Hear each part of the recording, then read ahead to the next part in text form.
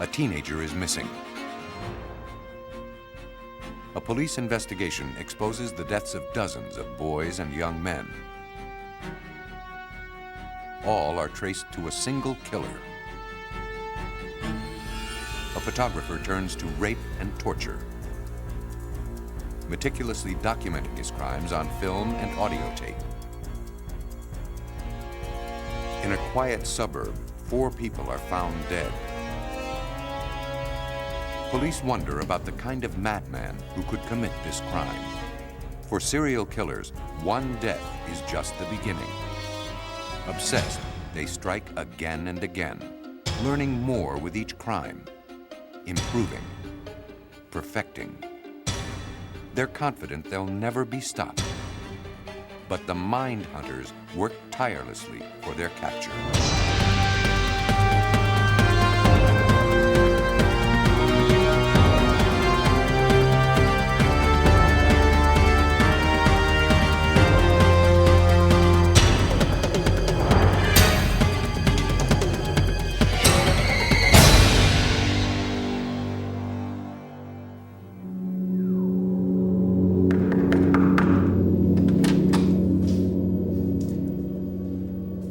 It's just after 6 o'clock on January 23, 1978, in California, when Sacramento County Police arrive at the home of Terry and David Wallen.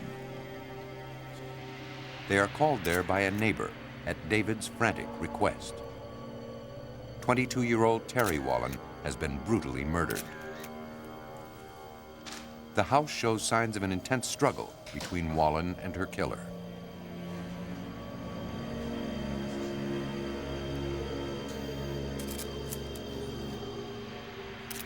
She has been shot and her body slashed. A large knife wound runs the length of her torso. Some of her internal organs have been removed. Investigators are horrified by the viciousness of the crime. The scene becomes more gruesome when they find evidence that suggests the killer might have consumed Wallen's blood. Officers find a yogurt cup with bloody lip prints around the rim.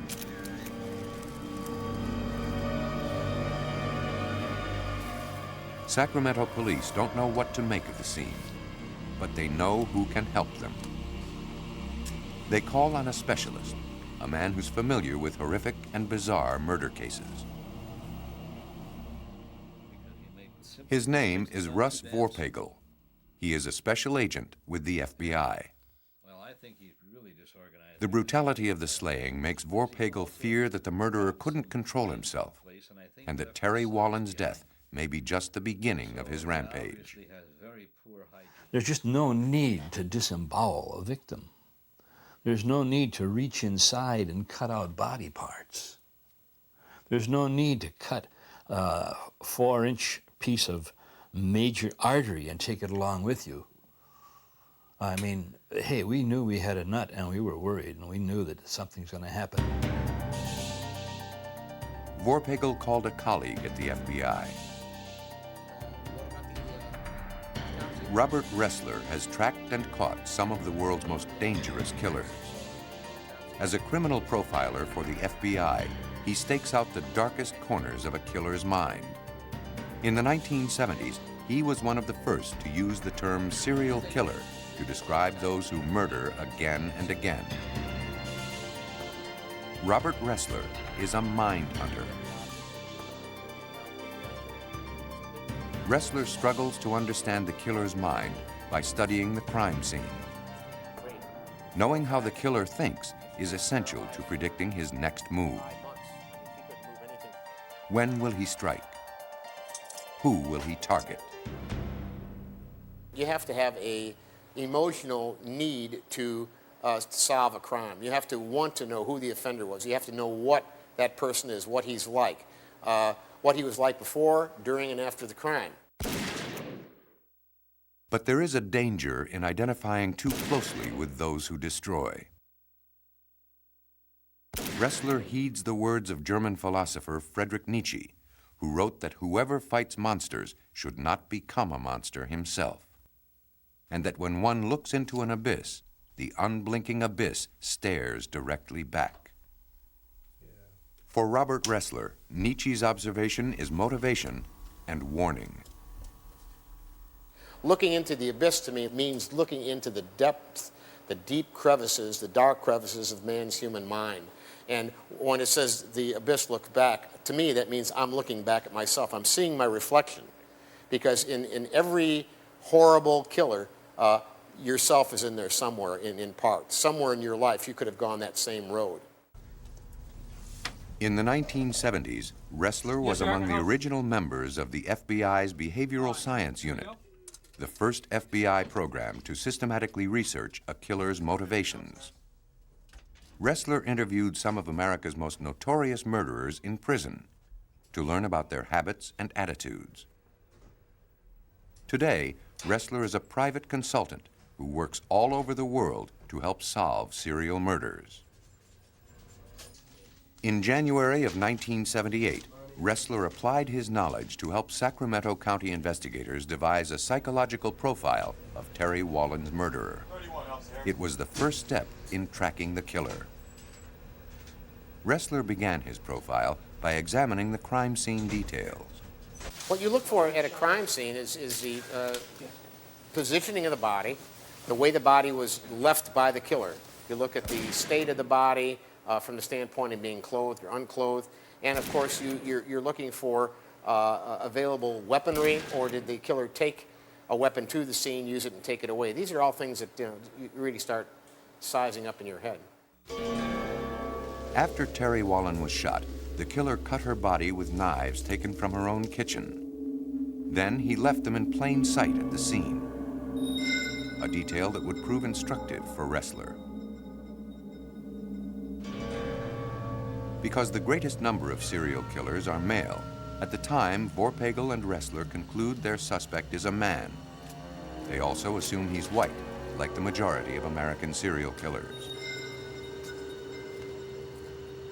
The brutality of the crime and the killer's apparent disregard for leaving evidence behind convince the pair their subject is mentally ill. That helps them pinpoint the killer's age. Ressler knows that mental illness usually begins in adolescence.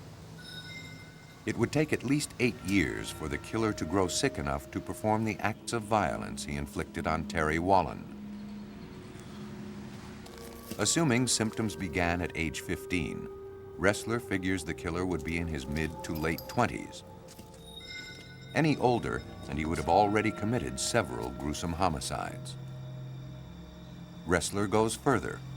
He believes the killer to be schizophrenic, a mental illness characterized by delusions, hallucinations, and bizarre behavior.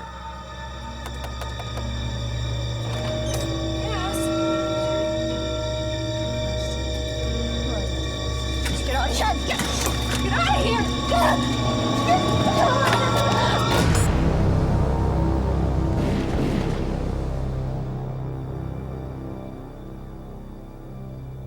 The heinous nature of the crime points to full-blown psychosis, a total loss of contact with reality.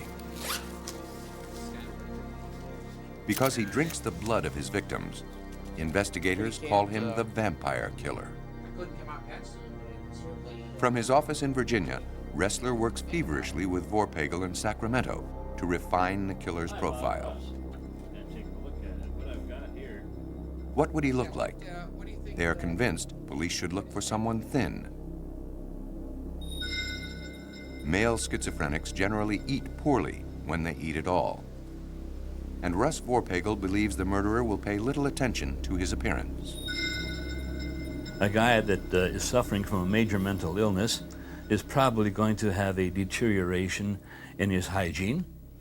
Probably doesn't cut his hair, wears the same clothes for weeks at a time, doesn't brush his teeth, is scroungy looking. Given his bizarre behavior, the killer would likely live alone. Vorpagel delivers a copy of the profile to the Sacramento police to circulate throughout the county. But no strong suspect emerges. the vampire killer remains at large. Will the profilers find him before he kills again? Sir? 3 days after Terry Wallen's brutal murder in 1978, less than a mile away from her house, the vampire killer strikes again. Police find the bodies of Daniel Meredith, Evelyn Miroth, and her son Jason. Missing and presumed dead is Miroth's 22-month-old nephew, Michael Ferriera. These new deaths convince Ressler and Vorpagel that unless this murderer is found quickly, he will strike again. The mind hunters redouble their efforts. Using information gathered from this crime scene, they refine their original profile. Again, the vampire killer shot his victims. Again, he used knives taken from the victim's kitchen.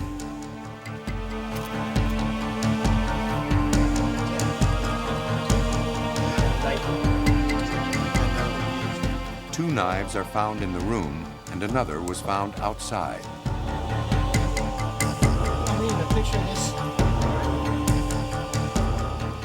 He doesn't seem to care that he's left the weapons behind.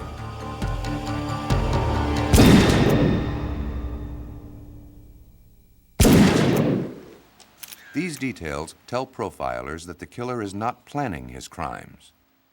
Although he brings a gun, he cuts the bodies with weapons he finds at the scene and then leaves them there. We have a knife that was used to mutilate the bodies. It was taken from the kitchen, used on the victim, and then discarded at the crime scene. Seeing this for a second time definitely reinforced in my mind that we were dealing with a highly disorganized killer.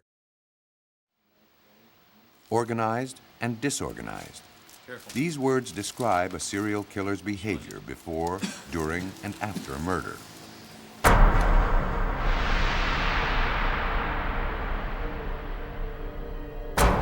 Organized serial killers carefully plot their moves.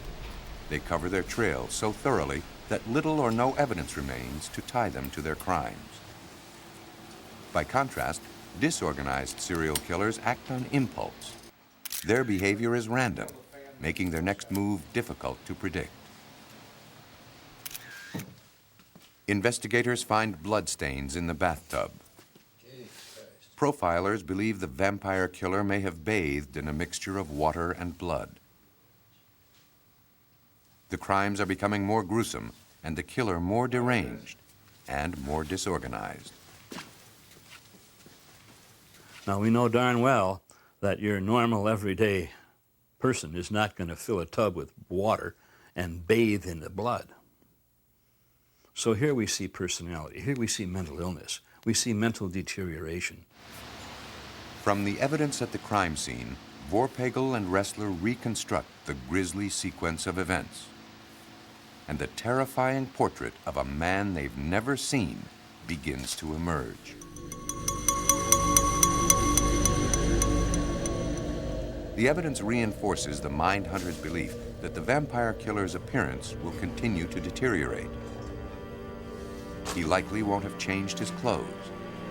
Unless he is single and living alone, the killer can't possibly escape notice.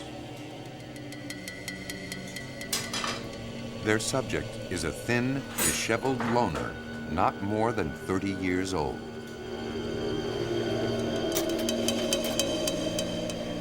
Investigators are puzzled when murder victim Daniel Meredith's stolen red station wagon turns up a short distance away.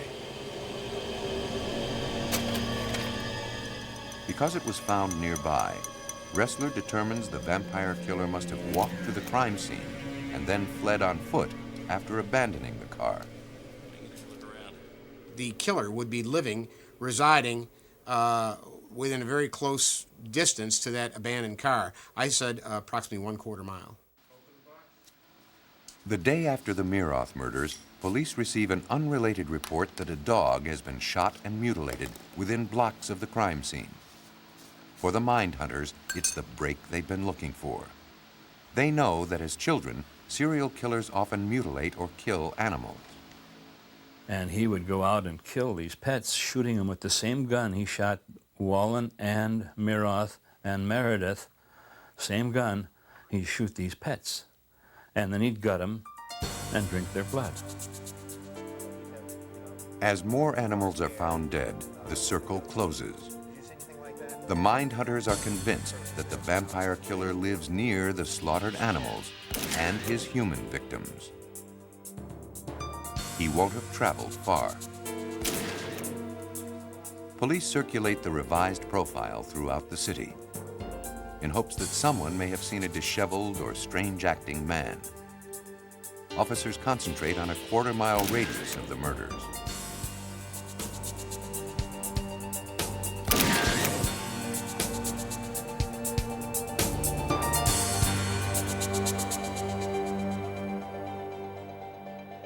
As a woman in her late 20s is leaving a Sacramento shopping center, a strange man approaches her. Hearing of the vampire killer murders, the woman contacts police. The man she eluded at the shopping center, she tells officers, is a former high school classmate, Richard Trenton Chase. She was shocked by his appearance. He had bloodstains on his sweatshirt. His eyes seemed sunk into their sockets. A yellowed crust was around his mouth.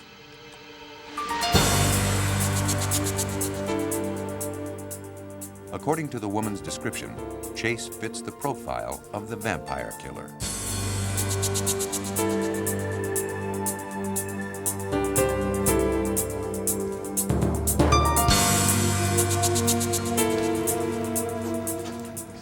Armed with a search warrant, officers enter Chase's home. They're unprepared for what they find. Nazi paraphernalia dominates the small apartment. The place is littered with pamphlets about alien conspiracies. The chaos in the living room fits the profile of someone with an equally chaotic mind. In the kitchen, police find appliances spattered with blood, as well as newspaper articles about the murder of Terry Wallen. Several dishes in the refrigerator contain human tissue. In a kitchen drawer are knives taken from Wallen's home. Investigators also find a toolbox and blood-stained rubber boots.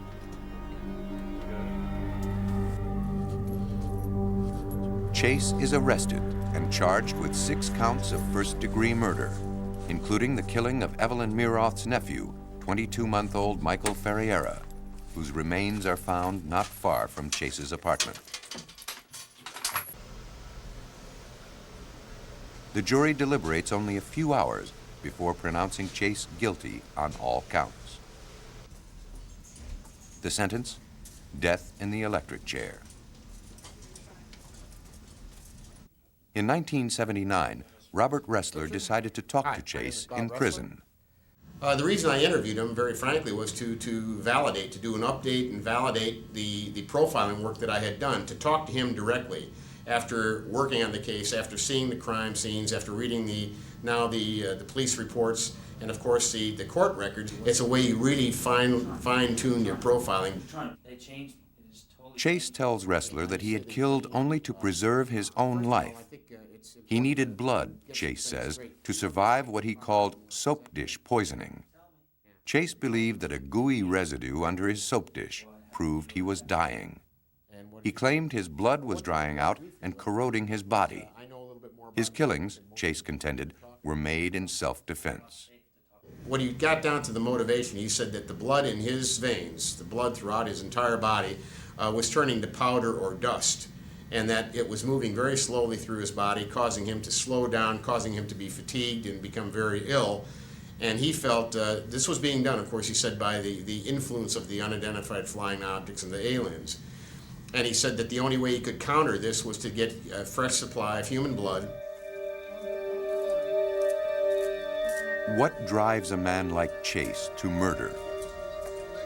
One FBI study of 36 serial killers revealed that although most began life in two-parent homes, by age 2, almost half the boys' fathers had abandoned their families. Nearly half of the surveyed offenders reported cold or uncaring relationships with their mothers. 26 reported such relationships with their fathers. Nearly 70% of the families had histories of alcohol abuse. 1/3 had histories of drug abuse. Almost all reported some form of childhood psychological, physical, or sexual abuse. As children, many serial killers tortured animals. The majority did not graduate from high school.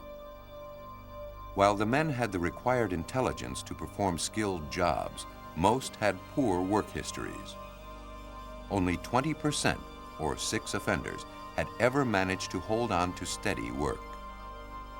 Yet, to all appearances, serial killers seem normal, like your neighbor or your friend.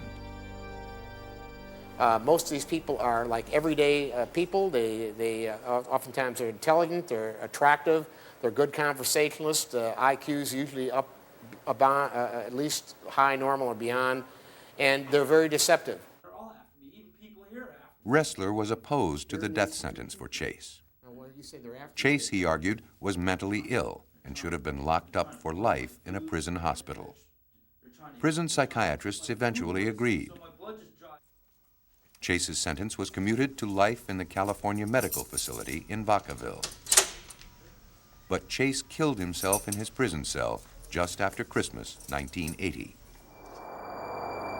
He had stockpiled his antidepressant pills and then taken them all at once.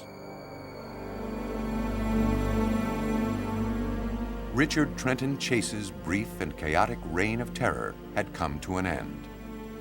In contrast, one of America's most cunning serial killers was also one of the most organized.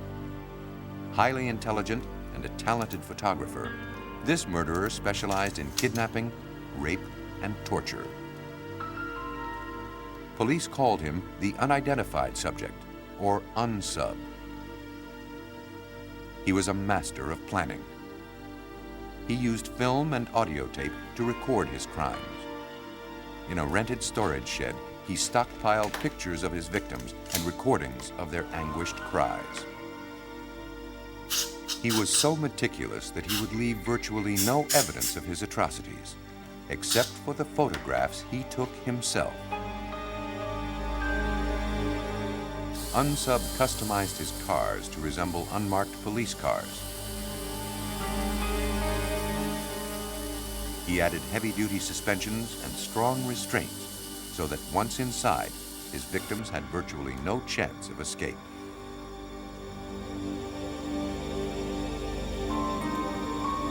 For 5 years, he traveled from state to state, never staying in one place too long. He was self-reliant, financing his crimes of kidnapping, rape, and torture with yet another crime.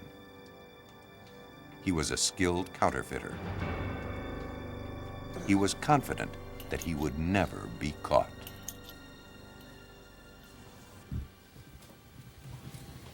In Manassas, Virginia, a team of former FBI agents pursue some of the world's most dangerous criminals. They call themselves the Academy Group. Between them, they have amassed years of experience investigating serial killings. Robert Hazelwood and Peter Smerick are experts in psychological profiling of criminals. If you in life are an impulsive person, you act without thinking, well then that crime scene may be very, very sloppy and be a reflection of your impulsive acts. On the other hand, if in life you're a cold, calculating individual, you don't take any unnecessary risks, well, that type of behavior can also be demonstrated at a crime scene. Even with crime scene evidence, categorizing serial killers is difficult. Some serial killers demonstrate a mixture of disorganized and organized habits. All too often, If an investigator starts looking at a crime scene and tries to put the offender into one of these nice, neat little categories, he's going to be disappointed when the person he arrests doesn't fit these categories in all areas.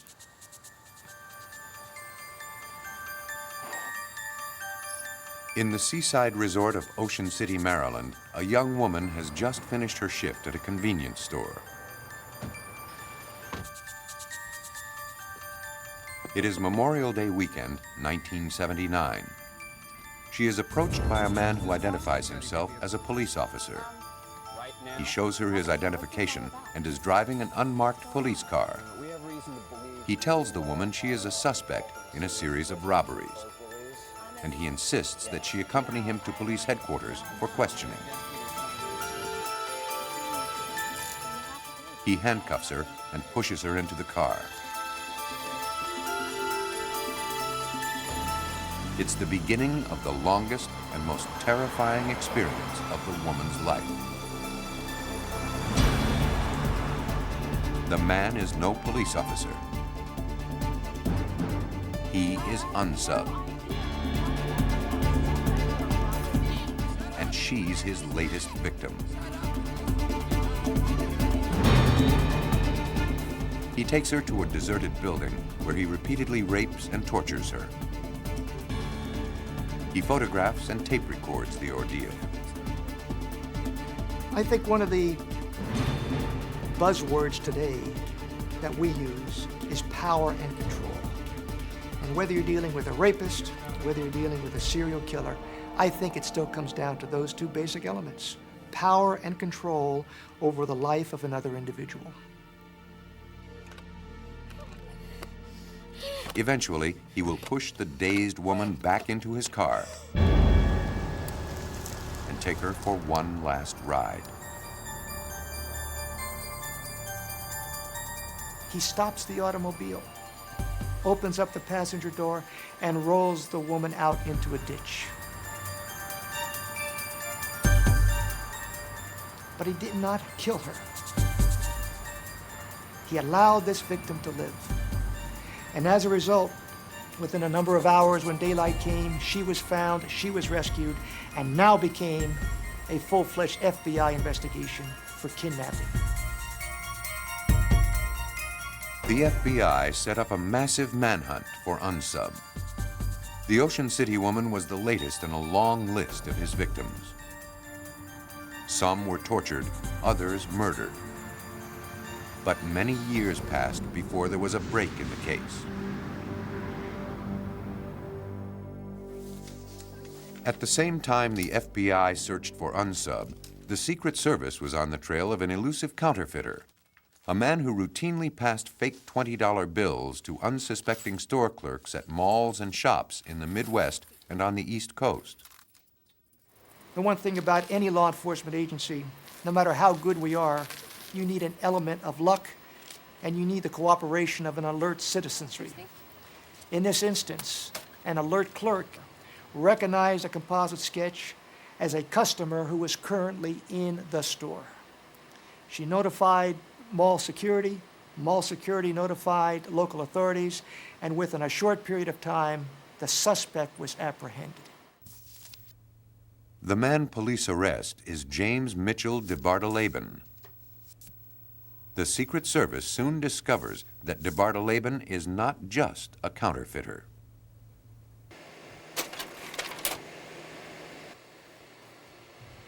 Secret Service agents search a storage unit rented by DeBartoleben.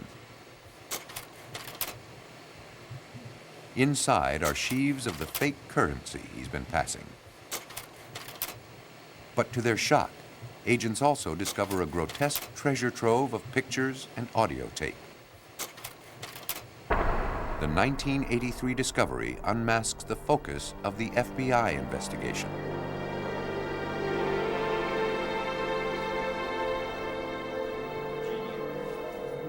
Robert Hazelwood, then an FBI special agent who had written a criminal profile of unsub, reviewed the materials seized from DeBartoleben's storage unit.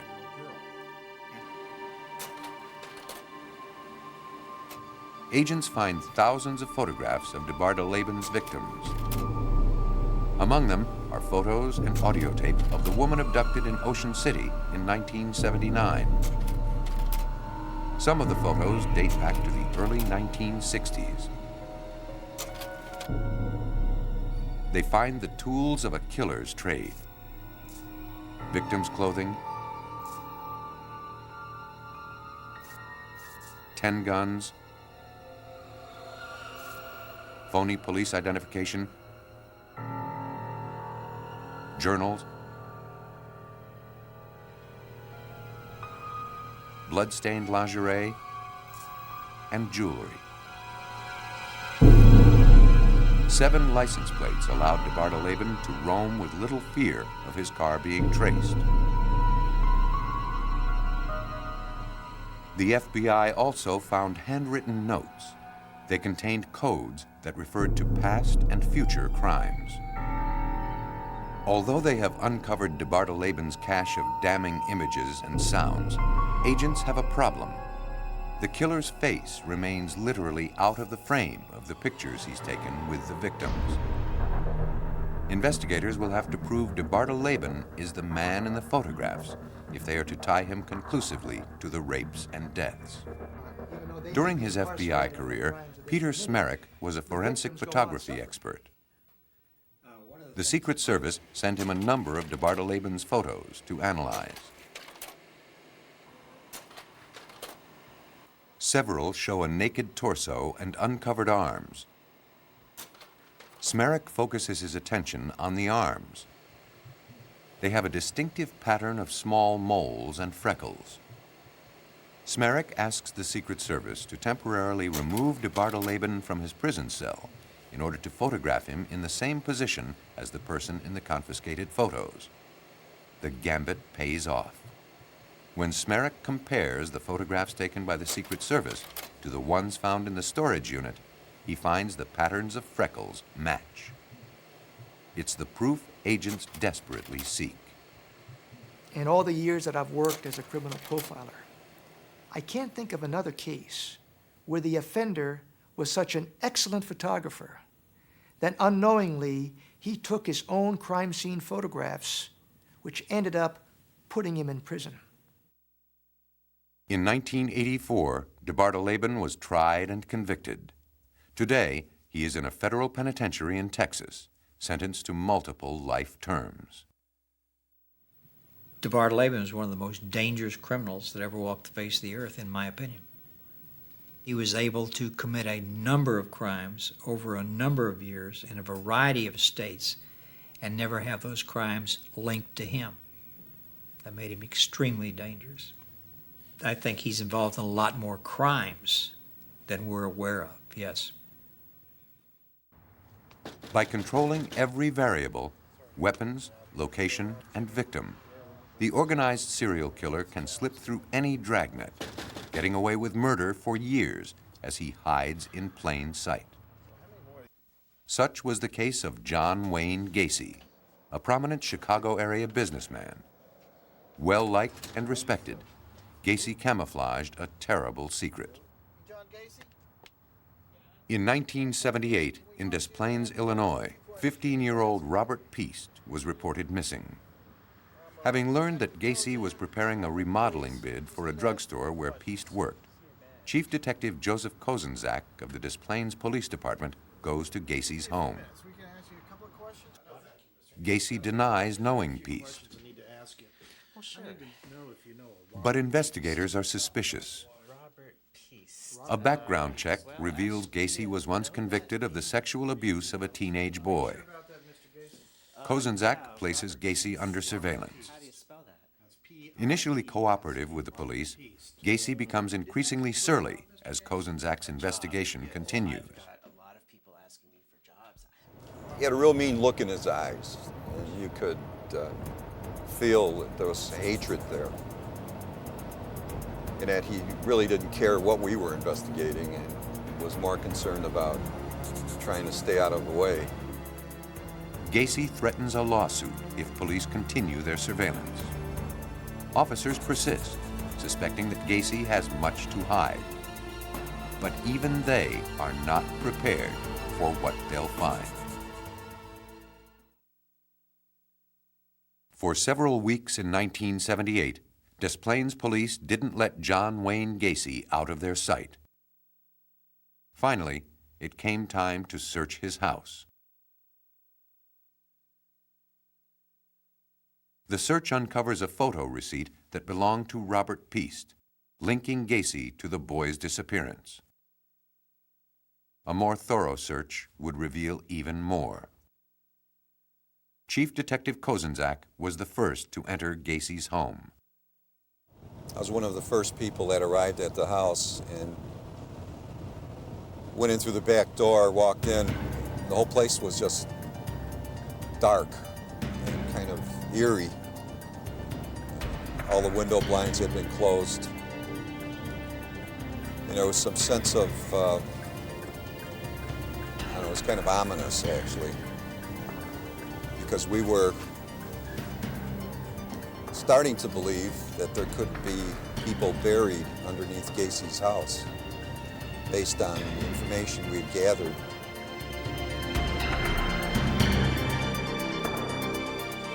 Police interviewed Gacy's ex-wife, friends, and former employees.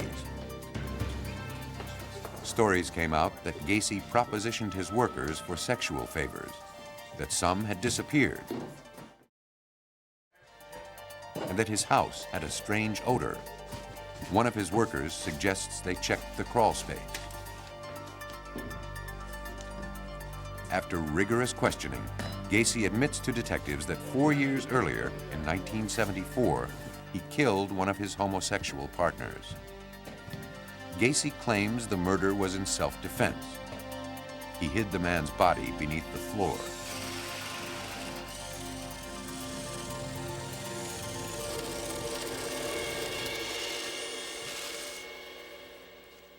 Then, Gacy shocks investigators. He confesses that he murdered almost 36 young men and boys, also hiding many of their bodies under the floor. The confessions trigger an intense search for the missing men. Detectives examine the crawl space in the hope of finding Gacy's victims. They uncover 3 decomposing bodies and parts of other bodies. But the police don't stop with the crawl space. Knowing more bodies must be stashed under the house, they cut away the floor to find them.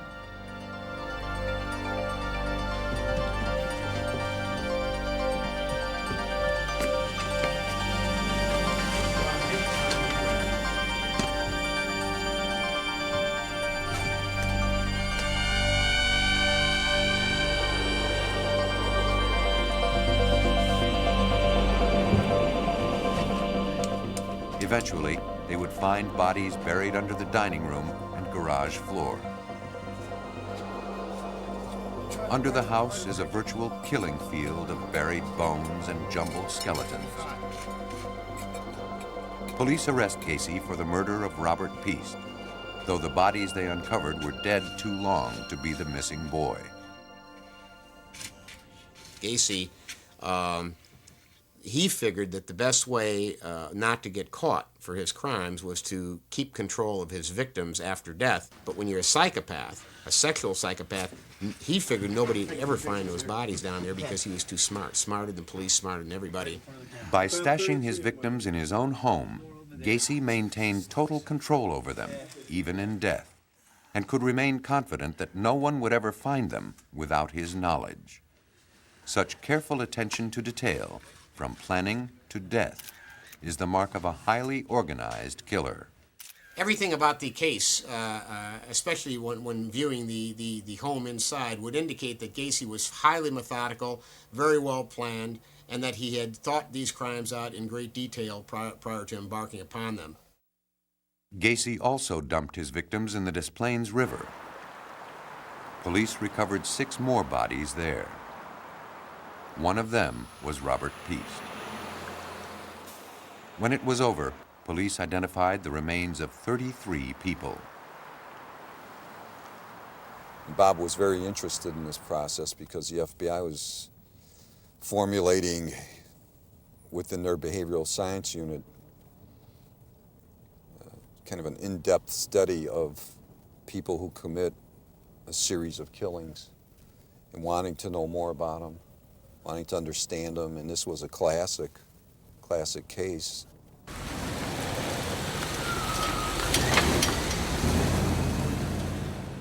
The goal of the FBI's Behavioral Science Unit is to map the mind of the serial killer. So many people believe that it's the sexual act itself that he's performing with the victim that is of primary importance to him. In reality, it's the entire game that's important to them. The selection process, the surveillance, knowing that I have selected you to become my victim and you don't know it. And then all of the planning that goes into the stages of actually conducting the abduction. And so they are rehearsing this and living this maybe for weeks or months before the actual abduction occurs. And to a certain extent, the sexual activity afterwards may almost be an aftermath. That's gotta hurt. With each killing, Gacy refined his methods, learned from his mistakes, and improved on his successes. He carefully lured his victims into a well-designed trap, distracting them with weightlifting, plying them with alcohol, and showing pornographic movies. Bring it down to your chest, all the way down. Okay, can you bring it up? You can lift it up. He eventually grew so confident that he brazenly targeted a boy from his own neighborhood. Many victims came to Gacy's home hoping to get a job with his contracting firm. He'd meet with them in his garage. But it feels so good. The soundproof garage was designed by Gacy and constructed by his company. Excellent. Good job, you okay? Yeah. You probably feel it right here, don't you? A motorized door was the only way in or out. Here's something I haven't shown you before. If his victim didn't object, Gacy would demonstrate a magic trick using trick handcuffs. Like this. Sound real good, right? Okay. Ready? After showing how the handcuffs work, Gacy would persuade his victim to try them.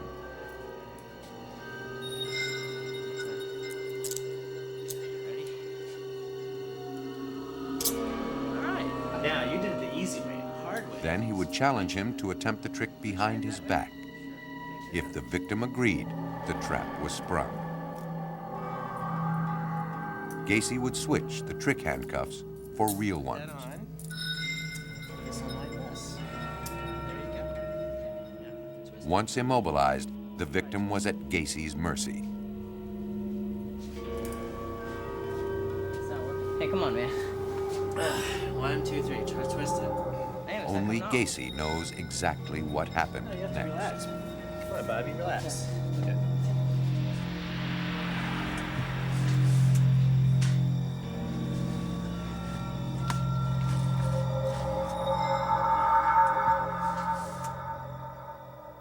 Like serial rapist and killer James Mitchell DeBartoleben, Gacy thought he had completely covered his tracks. But mementos found during the search of Gacy's home provided key evidence, though police didn't know it at the time. Detectives discovered driver's licenses, belt buckles, rings, and other personal effects. Ressler alerted investigators to the importance of these objects. We had actually found these items not fully realizing what we had found till after Bob came in and started pointing out to us that to you a belt buckle is not important, but to the person who committed the crime, it's very important. It's a visual process to help relive the crime at any given time that he wants to do so. The souvenirs are a reminder of his past murders and an inspiration to kill again. To Gacy, this is some sort of a symbol of his success, a reminder. It enhances his fantasy and carries him on to the next victim. Trophies, I call them, for the serial killer, where they kind of enhances their fantasy to have these objects around. The most disturbing object found in Gacy's house was a map indicating job sites around the United States where he had worked as a contractor. Ressler believes it's likely that Gacy wouldn't have confined his killings to Chicago. And it only seemed logical that if Gacy's traveling doing this in Chicago, he's doing it elsewhere as well. That's why I firmly believe that John Gacy killed more than the 33 he was convicted of. I think probably maybe twice that number. Forensic teams dismantled Gacy's house. In all, they recovered 27 bodies there. How many more Gacy killed, police would never know. For 10 years, starting in 1979, Ressler interviewed Gacy in prison. Ressler was surprised to learn that he had grown up 4 blocks from the killer in suburban Chicago. Gacy even remembered delivering groceries to the Ressler family, recalling in detail the distinctive flower pots that Ressler's mother used. Gacy also had darker recollections. He described for Ressler a turbulent relationship with his father. Ressler wasn't surprised.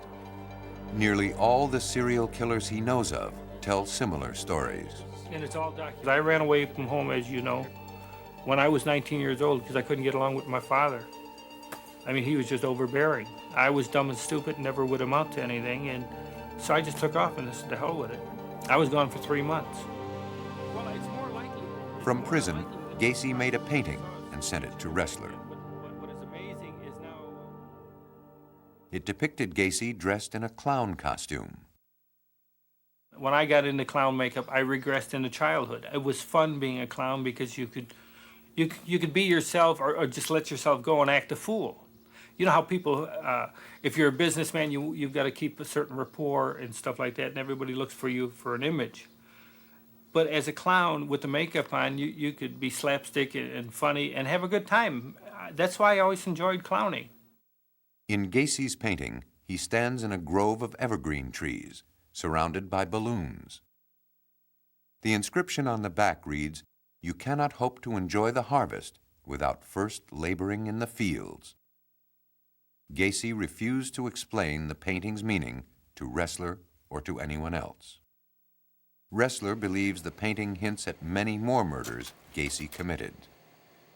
He said, you can get away with a lot of things when you're behaving as a clown because people see you as something funny, they see you as something as amusing. They don't know what's beneath the grease paint. They don't know what's beneath the cloth. He said clowns can get away with murder. John Wayne Gacy died by lethal injection on May 10, 1994. Since the early years of criminal profiling in the 1970s, other serial murderers have been identified and caught. Such names as Son of Sam, Ted Bundy, and Jeffrey Dahmer have become known to mind hunters and to a public alternately fascinated and repelled by their crimes. Serial killers are driven by control, by dominance, by discipline, by authority. They have very warped concepts of interaction with another human being. They don't look at another human being as a human being, they look at them as an object. Robert Ressler believes that serial killing, while not limited to the United States, has intensified in this country since the end of World War II. Part of the reason has to do with a culture that glamorizes and encourages violence. Culture produces violent crime. I would say 75% of the world's serial killers are American products. Yeah, it sounds very strange, but it's one of our, it's like America, it's like a baseball, apple pie mom and serial homicide. It's unfortunate, and it's certainly tragic in a sense, but it's one thing in the world of criminology. The United States is absolutely broken all records. Profilers must take care that the poisonous thoughts of those they track don't pollute their own. For one who stares into the abyss, there is a danger of falling in. Ressler says that mind hunters must work their way back from the brink every day of their lives. I've maintained a balance, I think, consciously by isolating myself from the horror of what I see. I go to work at 8, I quit at 5, I go back to a normal life, I have a drink, I watch the news, I cut the grass. I've kept a perspective. I've kept in tune with the mainstream and the normal people of society.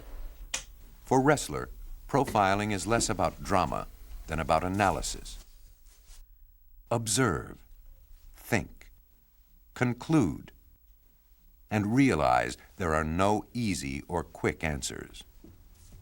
The movie concepts is that the profiler will solve the case, everybody can fold up their tents and go home. Profiling is one tool in the overall toolbox of the investigator. It gives him one more dimension, one more piece of that puzzle. And when you put it all together, sometimes it's very effective. Profilers explore the mind's darkest regions, dragging what's hidden into the light of day. Only then can it be examined and learned from. The value of profiling, as in this case of Richard Chase, is to give the police some concept, some psychological portrait or an image of the logical type of subject that they're looking for, to give them a clear picture, because otherwise it's just an empty room. These human monsters feel they can never be caught, that they are invulnerable. Yet, with each new victim, each drop of blood, each fiber or DNA strand left at the scene of a crime, the mind hunters probe deeper into the killer's mind. Perhaps the day will come when profilers won't be needed. But for now, the mind hunters will have to continue looking into the abyss.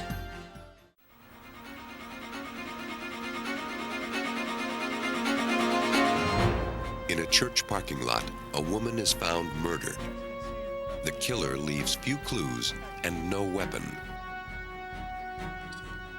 A routine suicide investigation takes a macabre twist. Can a camera prove this was murder? And a fire rages in a nursing home, killing 15 residents. Armed only with his photographs, it will take the coroner 6 years to prove this tragedy was no accident. Forensic photographers solved these crimes by preserving crucial details missed by the naked eye. After the evidence is erased, the new detectives must rely on camera clues.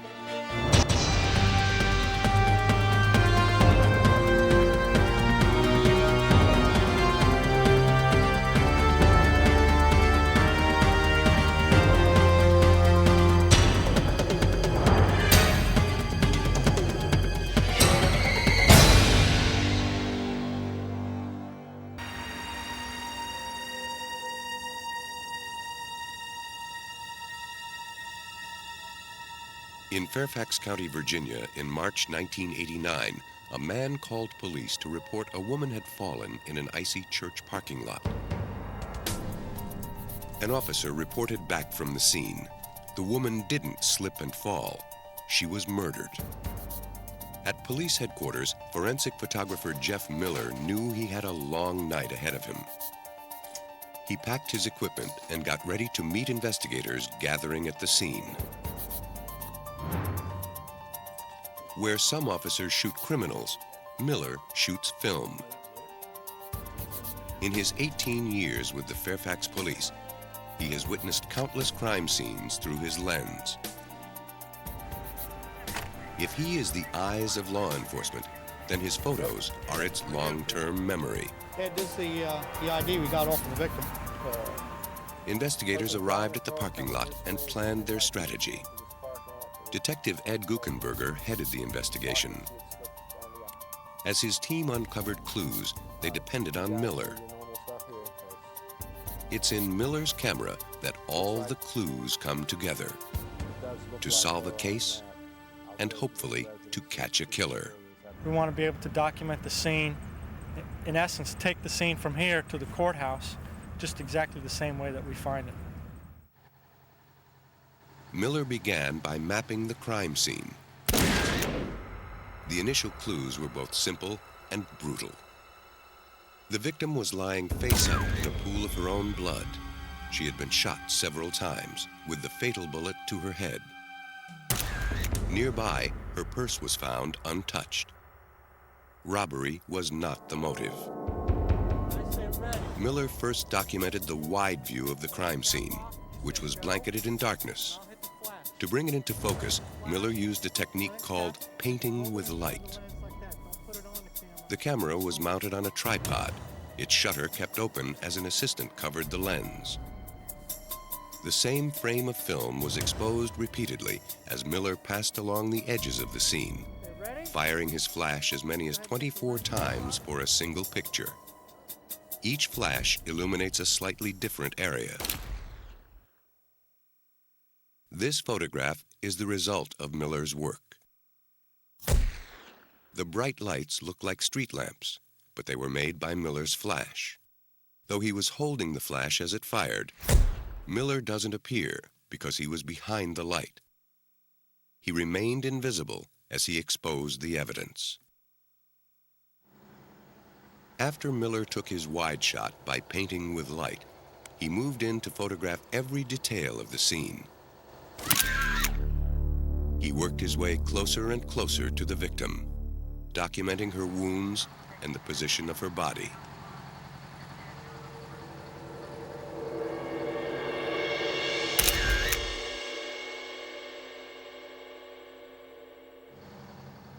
You guys see these bloody tire tracks? Miller discovered some bloody tire tracks near the victim. It looks like when the vehicle left here, it ran through the pool of Officers were sent to follow the trail, while others stayed behind to comb for additional clues.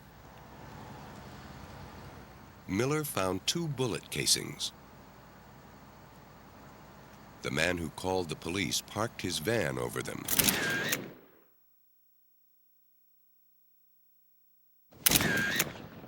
Miller photographed the evidence where it lay. Moving the van again would only have disturbed more of the crime scene. Hey guys.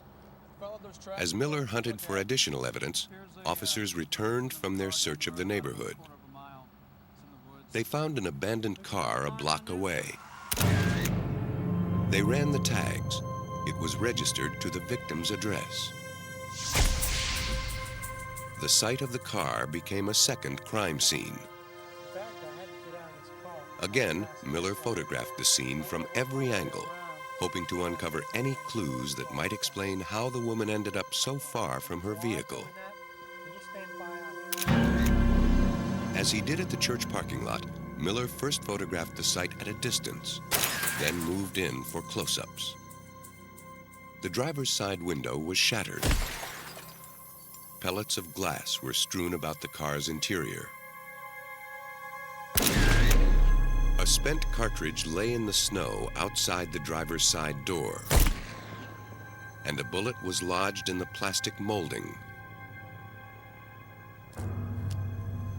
On the passenger's side, Miller found even more. Pressed into the thin snow were footprints, too big to be the victim's. Forensic technicians have a tough time making casts of snowy tracks, and Miller knew the prints would melt with the rising sun. So it was up to him and his camera to preserve the evidence before it faded away. You can cut it out if it's in ice and try to keep it at a certain temperature and everything else. Well, I guess sometimes it works, sometimes it doesn't.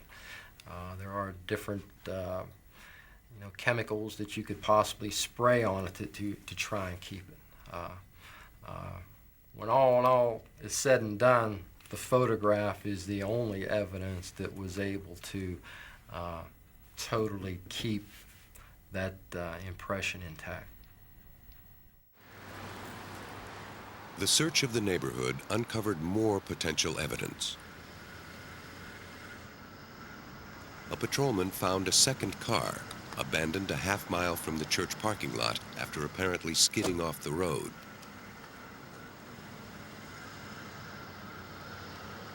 The second car became the third crime scene during this night of sporadic clues. Police began to search for a connection. On the seat, an officer found a leather gun holster. He ran the tags on the vehicle. The owner lived just 2 doors from the victim. Cross process this scene. At dawn, Jeff Miller inspected the church parking lot again. He hoped the sun would shed new light on the case. By now, the snow had melted. We wanted to come back and check the asphalt parking lot and make sure that we collected all the evidence. We don't want to leave anything behind. Once we leave here, you can't come back. His effort paid off. Daylight revealed fragments of glass buried in the snow the night before. If the glass matched the broken window in the victim's car, police could say the car was in the parking lot when she was killed. Okay, there's something over here.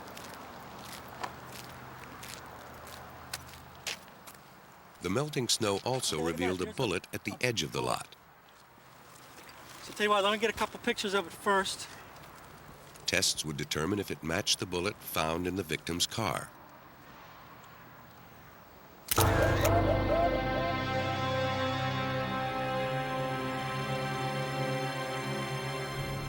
While Miller checked the parking lot, Ed Guckenberger hit the road. His first stop, the victim's house. In homicide cases, family members are usually the first suspects. I have to read very quickly once I knock on that door the type of response that I get from that person who opens it. And in this case, I had a husband that was dressed in a bathroom that I had woken up out of his sleep. He stated that his wife should have been home and she was at a church meeting.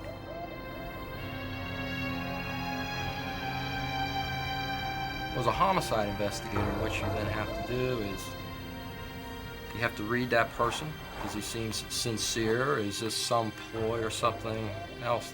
Well, there was nothing from what he was telling me to show that he was in any way involved in this. Confident the husband wasn't involved with the woman's murder, officers followed their next lead. They didn't have far to go. The owner of the second car was the victim's neighbor. He was also no stranger to police. The churchyard murder investigation was less than 10 hours old. So far, Detective Guckenberger had no suspects.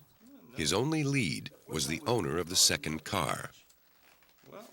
The man police wanted to talk with was Gary Asa Donahue. Ed Guckenberger asked him to come to the station for questioning. To his buddies in his motorcycle gang, Donahue was known as Redneck. Police knew him by his criminal record. Donahue told police he'd been out drinking the night before. When he got home, he realized his dog was loose, so he drove around to look for him. He lost control of his car on the icy road and skidded into a ditch.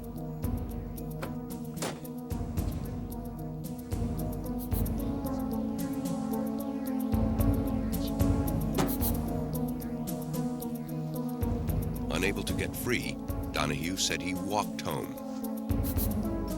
Although his route would have taken him past the victim's car, Donahue told police he didn't see it. He said the holster in his own car belonged to a friend, but he didn't have the gun.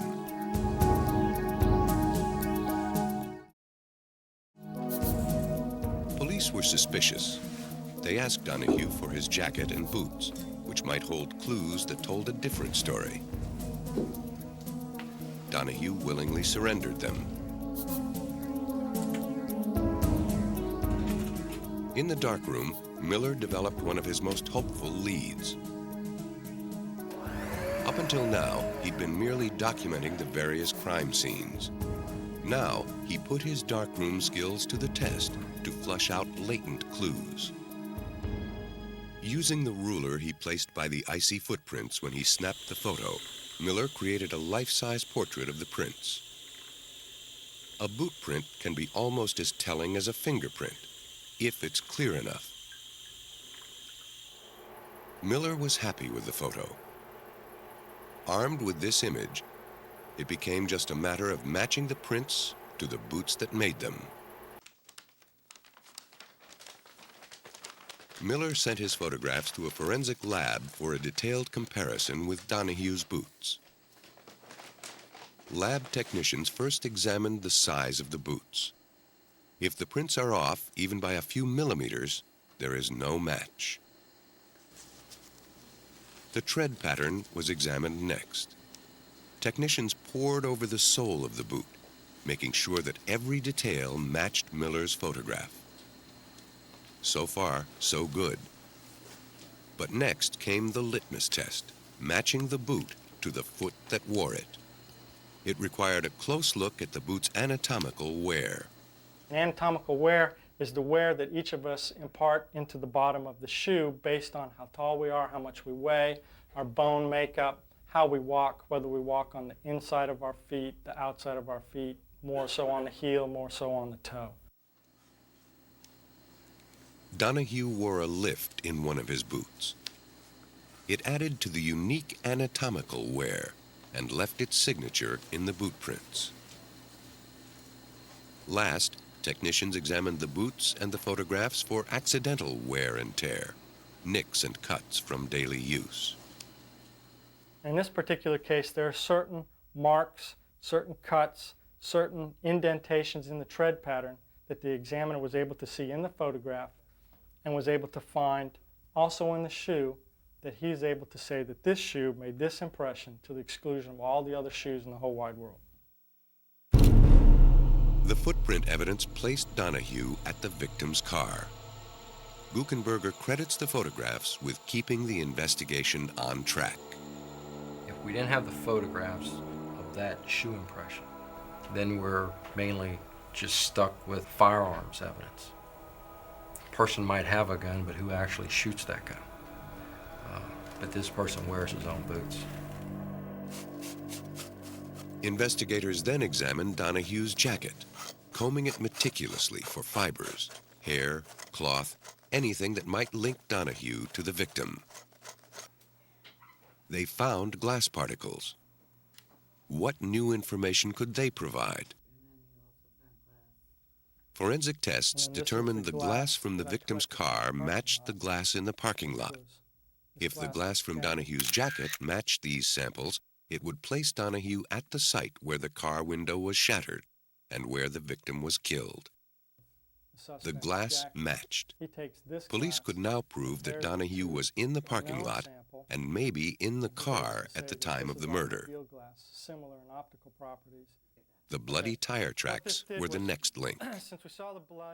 Because the victim couldn't have driven through her own blood, investigators were able to show she was killed in the parking lot and that somebody else moved her car.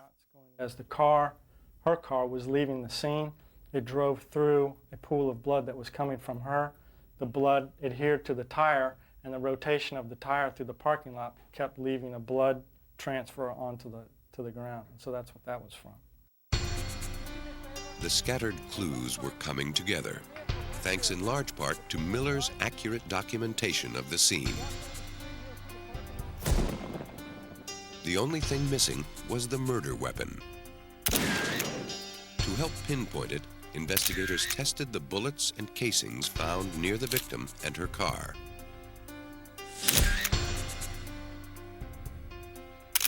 Another casing was found in Donahue's car.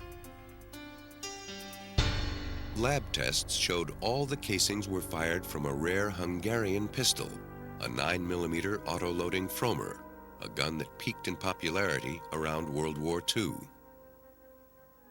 Tests of the impression on the holster from Donahue's car matched the impression a Fromer would make. But the gun was nowhere to be found. Police scoured the area and came up empty. Donahue, for all his earlier cooperation, drew the line at providing the gun, swearing he never had it. And he probably thought that whatever he did with this gun, and I don't know, we never did find that gun, probably thought that he was past all this. That if we didn't have a gun, we probably could not prove that he was the one that actually fired the shot or did anything else. But if there ever was a smoking gun in this case, it was Miller's photographs of the boot prints, something Donahue didn't count on.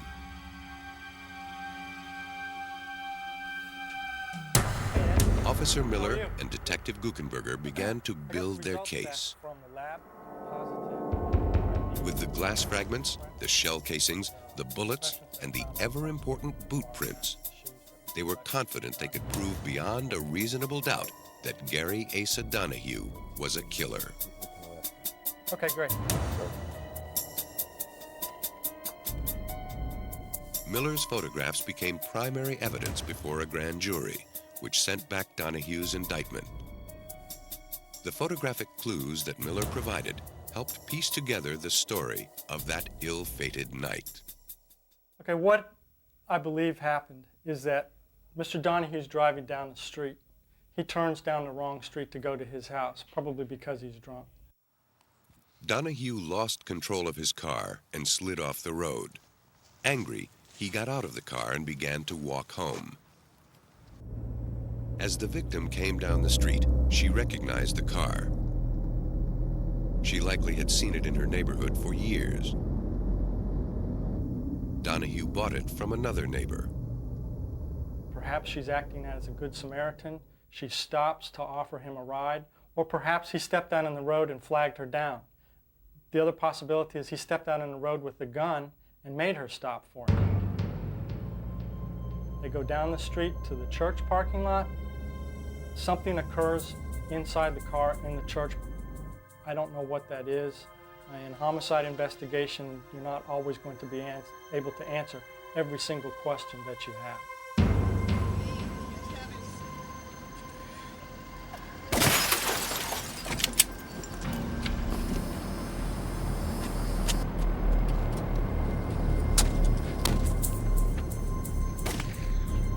She falls down to the ground, lays down on her back, face up. Donahue then has a better target, a non-moving target. He then advances towards her, and as she's lying there on the ground, he puts the gun right up to her face almost and executes her.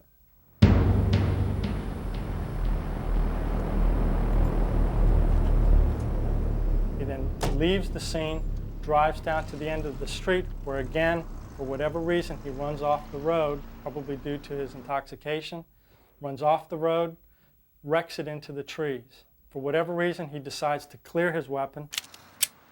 He works the action, the one cartridge casing that's still in the gun, ejects out the broken driver's window, and is found on the ground next to the vehicle.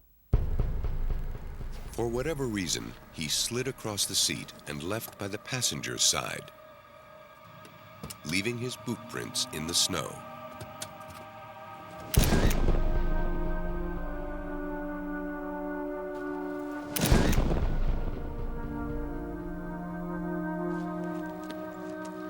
This is your worst type of killer, because this is the person that kills out of meanness. There was no reason at all to kill this woman. She was not, your victim that puts herself in a situation because of a crime. She's not that type of person. She's the type of person that her innocence is what got her into trouble. That day she ran across an animal. Gary Asa Donahue was sentenced to life in prison.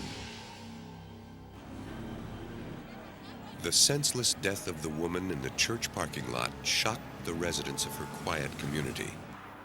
Further south, in Miami, Florida, murder is more common, but no less shocking. Through these doors at the Metro-Dade County Morgue in Florida come every kind of death, both natural and unnatural. As bodies come into the morgue, it's the job of forensic photographers to document wounds and other identifying traits before the corpses are stored. The work is never routine and often tragic. On this day, a 5-year-old girl is the victim of a random shooting. She was caught in crossfire during a parade. Forensic technicians examine her wounds. Perhaps they hold the key to the killer. Dade County detectives rely on the information to start their investigation. We are trying to determine, number one, what caliber of round it was that did strike the victim. And number two, the path of the bullet as it entered the body and then exited. That will help us in trying to determine possibly who our shooter is.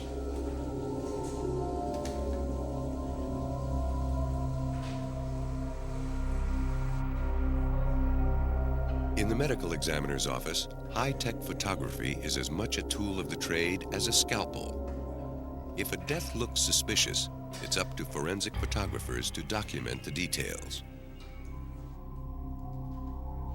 They start with the wound and then photograph individual organs as the autopsy proceeds.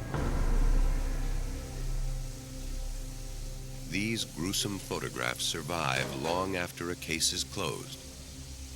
They provide a visual database authorities can refer to if a similar case comes up. Knowing what to look for streamlines any investigation.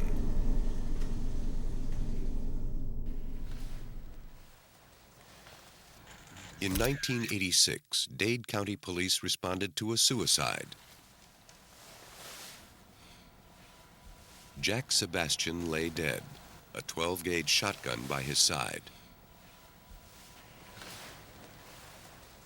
When death is involved, it's standard procedure to capture everything on film. Did you see anyone enter or leave the house? The victim's girlfriend told police she was outside when she heard the blast. I want to get everything. Sebastian left no note. At the morgue, a staff member felt suspicious about Sebastian's wound and called medical examiner Jay Barnhart. Good morning, Dr. Alvarez. What do you have? Barnhart mapped and measured the wound. In his initial opinion, this was no suicide. Sebastian was shot almost directly between the eyes. His wound was surrounded by stippling, small speckled burns made by the gunpowder exploding from the shotgun's muzzle. If Sebastian held the gun directly to his head, the gunpowder wouldn't have marked his face. From the stippling, Barnhart knew the gun must have been held some distance from Sebastian's forehead when he pulled the trigger. Something wasn't right, and Barnhart was determined to get to the bottom of it. First, Barnhart ordered photographs of Sebastian's wounds.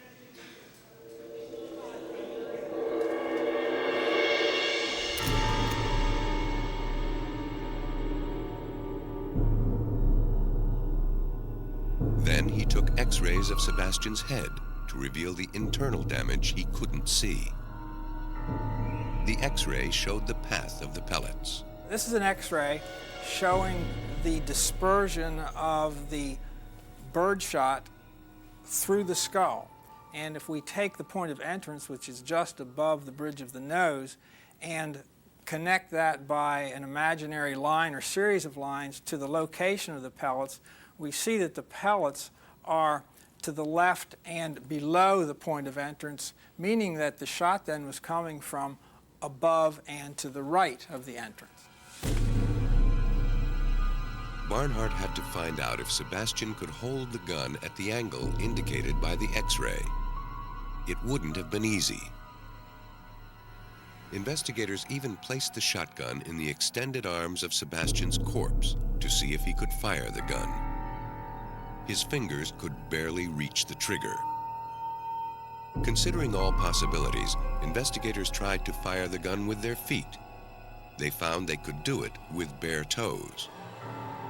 But Sebastian wore round-toed boots, making it impossible for him to fire the gun. These extreme tests were necessary. Barnhart knew that in court, he must be prepared to answer even the strangest questions. They'll ask you things like, well, couldn't he have been laying in bed and have his foot up over his head and pulled it with his... and if he'd not been wearing shoes, you'd probably have to say, yes, he could. Barnhart wasn't satisfied with his findings. He needed to determine the distance between Sebastian and the gun when it fired. Barnhart and his staff shot a piece of poster board from distances of 1 to 7 feet and examined the damage. From 1 foot away, the force of the shot cracked the board. The impact was enormous. At 2 feet, the impact was less severe as the buckshot began to spread. At 4 feet, the hole roughly doubled in size as the pellets fanned out. At 6 feet from the board, the buckshot dispersed further, leaving clear pellet marks. Barnhart concluded the muzzle of the gun had to be at least 1.5 feet away from Sebastian's head. He was convinced someone else must have pulled the trigger. But Barnhart feared his simple test wasn't enough to sway a jury. He turned to the Forensic Imaging Bureau for help. Todd Reeves runs Dade County's Forensic Imaging Bureau, one of the best in the United States. The Bureau has more than 3,000 square feet of advanced photographic equipment. The well-equipped studios can document huge pieces of evidence while capturing clues invisible to the naked eye. Here, a technician uses a microscope-equipped camera to examine a cast of a jawbone. Her findings will help match a suspect to a bite mark. A potentially useful image may come from a less than perfect source, like a security camera or shot from a moving vehicle. The lab can clean up, enlarge, and enhance photographs. Computers reveal unseen details in evidence photos, bringing clues into focus. A huge computer database of fingerprints can match even the vaguest finger smudge. An editing suite helps investigators assemble persuasive courtroom presentations. The higher the quality, the better delineation you're giving the jury, the more factual information. And that's what we're providing is fact, not fiction. And that's the true message behind professional forensic photography. Jay Barnhart knew he had a case for the murder of Jack Sebastian. But he'd rely on Reeves and his high-tech tools to make it bulletproof.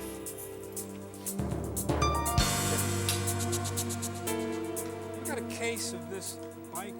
Every fatal wound tells a tale. In the case of Jack Sebastian, the injuries around the wound completed the story. When a gun fires, it shoots more than projectiles. From the muzzle comes a flash of fire, a blast of gas, a puff of smoke, and a shower of sparks. Each can leave its mark. Place the muzzle of a gun directly against the target, and all this debris goes into the wound. Pull the muzzle further away, and the debris becomes more and more dispersed. The forensic photographs of Sebastian's injuries showed the stippling wounds. They also revealed bruising under the eyes, on the nose, and on the cheek. Barnhart believed the damage was caused by the open petals of the shot cup, a plastic sleeve that holds the buckshot. But how far away would the shotgun have to be to allow the shot cup petals to open? Barnhart and Reeves believed high-speed photography could provide the definitive answer. And it allows the doctors and the police that are investigating the case to be able to see things we can't see with the human eye, things that are moving as fast as Mach 15. High-speed photography can stop a bullet in midair. More than that, it allows investigators to examine, frame by frame, the impact and damage that bullet produces as it connects with its target. Wounds can then be matched with bullets. In cases where no weapon is found or a bullet isn't recovered, a series of high-speed photos may help investigators make the identification. Reeves and Barnhart designed an experiment to determine the distance between Sebastian's head and the muzzle of the gun that killed him. I don't know if there's any, I think we have film in the 35. Crank it in there after it's in the vise. They mounted a shotgun on a rack, held perfectly level. Next, we're gonna go ahead they and load the position gun, 2 so cameras everybody knows along the the rules. line of fire. As the shell and debris left the muzzle, they would fly past the cameras, which would snap their picture. It was crucial that the gun not move when fired. They loaded the gun with the same type of ammunition that killed Sebastian. Let it go. Fire in the hole. Okay. Reeves then placed a sensitive microphone near the muzzle of the gun. When the microphone picks up the sound of the shotgun blast, it trips a flash unit. A ruler placed behind the microphone measures how far the shell travels as the shot cup petals begin to open. The high-speed flash fires for 1/2 millionth of a second, necessary when photographing at blazing speeds.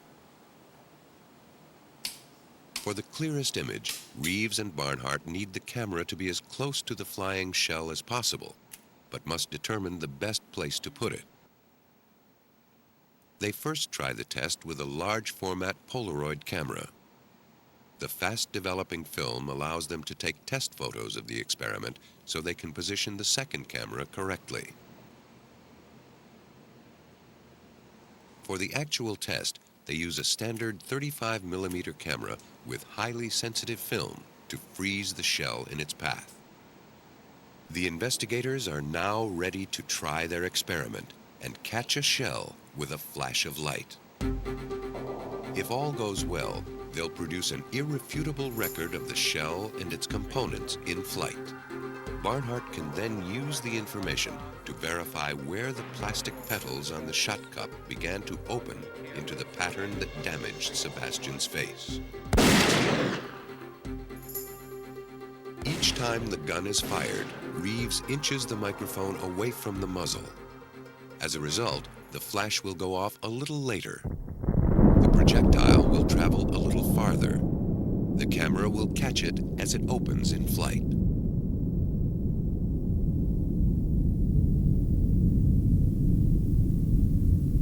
Initially, the white-hot plastic shot cup hasn't expanded. After 18 inches, the petals begin to spread, discharging the pellets and falling away. At about 30 inches, the petals have fully opened. Barnhart and Reeves succeed in making a photographic point-by-point map of a shotgun shell's trajectory. By comparing the wound with the pictures, investigators determined the gun was fired from a distance of 18 to 24 inches from Sebastian's face. Expand our database here. The results corroborated Barnhart's own experiments and gave him the evidence he needed to prove Sebastian couldn't have possibly shot himself.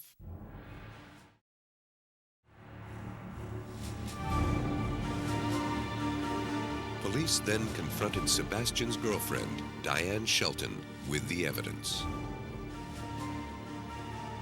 She confessed to pulling the trigger and was sentenced to 12 years in prison. Unlike any other tool, forensic photography can expose evidence that would otherwise have been missed. And sometimes, photographs are the only way to prove a crime was committed at all.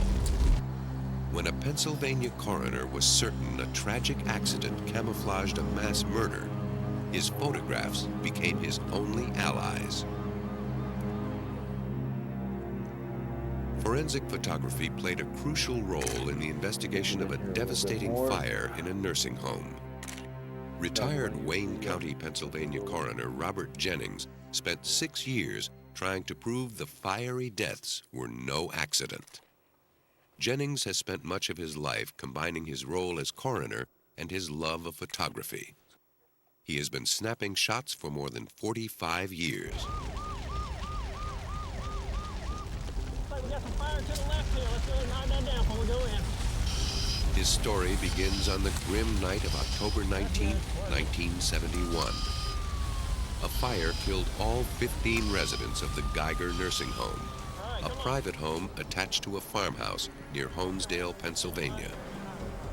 Most of the victims were found in their beds, dead from smoke inhalation. A few were overcome as they crawled on the floor. As coroner, Jennings rushed to the scene. State police and firefighters had begun removing bodies before Jennings had a chance to document the area. After asking the firemen to stop, Jennings began photographing all he could. The location of the victims could prove important. Jennings tried to track the blaze with his camera lens inside the pitch-dark building. Time was of the essence. He went right to work, hoping his pictures could help determine what caused the blaze. But the darkness and smoke foiled his efforts.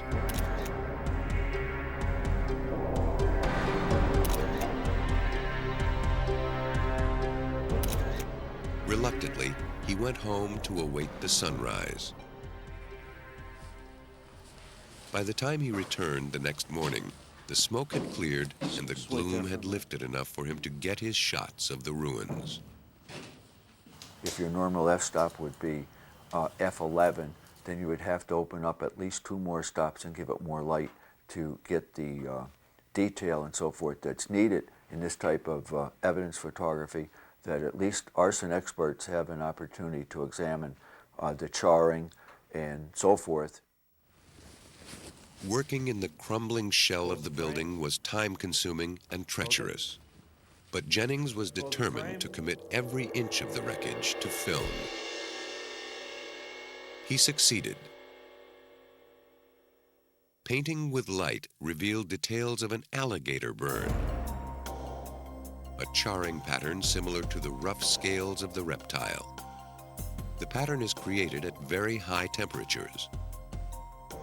By illuminating the area from several angles, Jennings photographed the changes in the burn pattern. Later, he would refer to his photographs to trace the fire's path. Burn patterns on the walls suggested the blaze tore through the hallway. A section of the corridor was almost totally consumed. In one spot, the fire burned a hole in the floor. The destruction at this spot was unlike anywhere else in the building. Jennings focused his attention and his camera on the hole.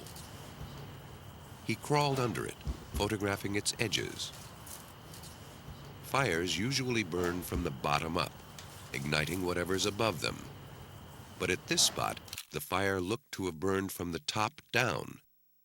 To Jennings, that suggested an accelerant was used, some flammable liquid that seeped through the floor, carrying flames with it.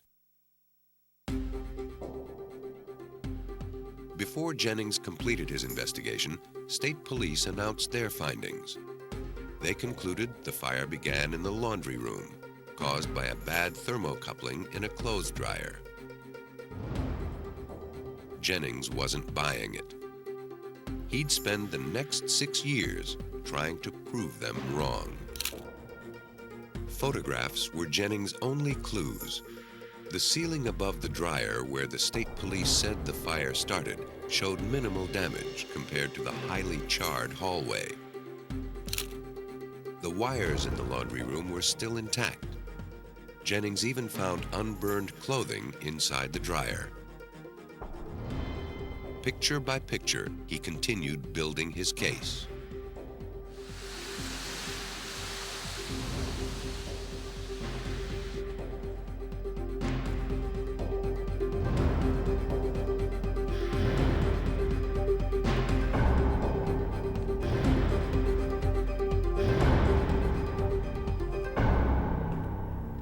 Today, a quarter century later, Jennings' evidence remains, though the building is long gone. Within a few weeks after the fire, the building is totally destroyed and demolished, razed.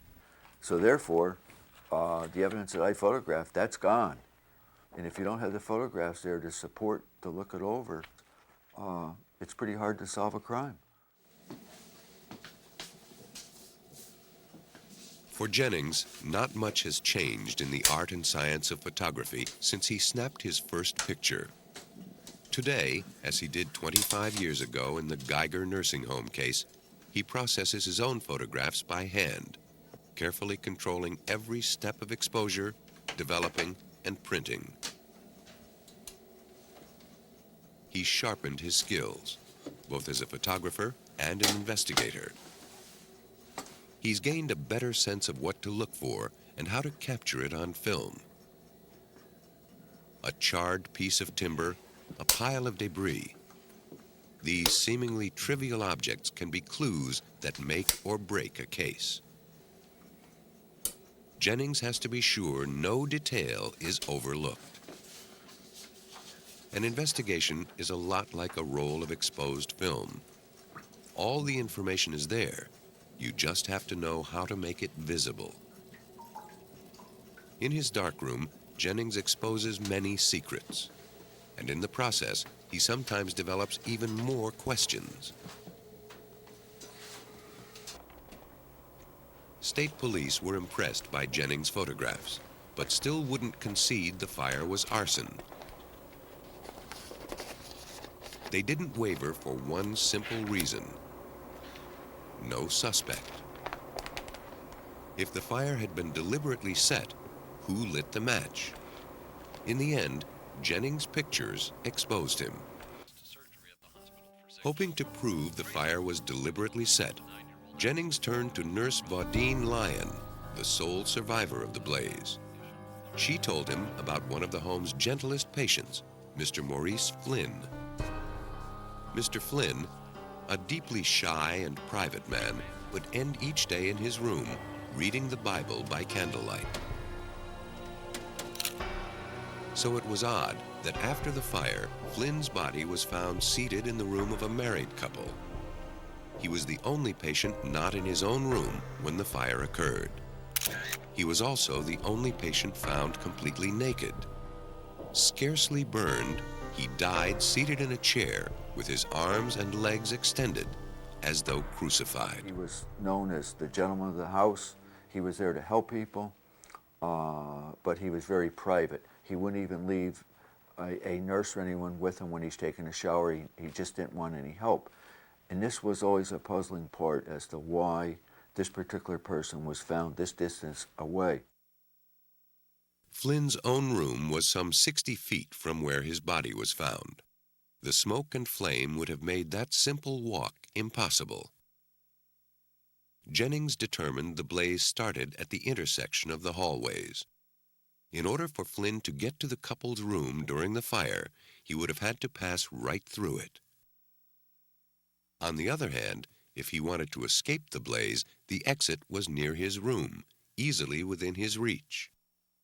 And it's impossible that he could have come down that distance and through that T intersection with the type of physical evidence that we found on his body, because he would have never made it, and he would have been completely charred. Jennings wondered why Flynn was so far from his room, while most everyone else died in bed from the fast-spreading blaze. On June 8, 1972, Robert Jennings exhumed the body of Maurice Flynn. Even before the autopsy, Jennings noticed something odd. Flynn's skin was almost cherry red, indicating carbon monoxide poisoning. The autopsy showed Flynn's lung tissue had absorbed gasoline vapors shortly before he died. More clues came out during Lyon's interview. Flynn was the only resident in the home allowed to have matches to light the candles by which he read his Bible. He also mowed the lawn around the nursing home, making him one of the only residents with access to gasoline.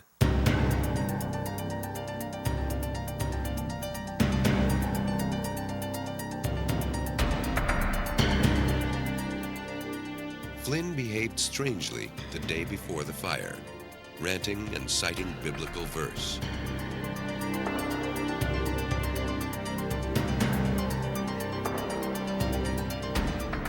The home's other residents also acted strangely. They paid off forgotten debts and talked of a journey to a better place. Everything centered around the strange events of Mr. Flynn, why he was completely naked. One of his comments to one of the nurses on duty that day was that you come in this world naked and you leave it naked. And that stuck in our minds a lot with finding his completely nude body. It looked like Jennings had his suspect. But state police wouldn't revise their conclusions. Jennings persisted. By early 1975, Jennings was confident that he had enough evidence to prove his case. He exercised his powers as coroner and swore in a jury of 6 men and women. He presented his findings while the state police defended their position during the 2-day legal battle. Afterward, the jury concluded the fire was caused by an illegal act by a person or persons unknown.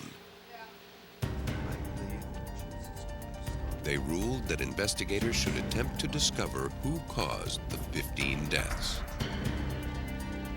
Why Flynn set the fire will never be known. Some have speculated that his actions were the result of a deranged mind. Others have said Flynn and the other nursing home residents had all agreed to die, thinking it better to end their lives than live in the home. In the end, the closest we may ever come to finding out the cause of the fire lies in Jennings' photographs and his efforts at solving this crime. After the coroner jury's verdict, Jennings filled out the death certificates of the residents of the Geiger nursing home. 14 homicides and a suicide.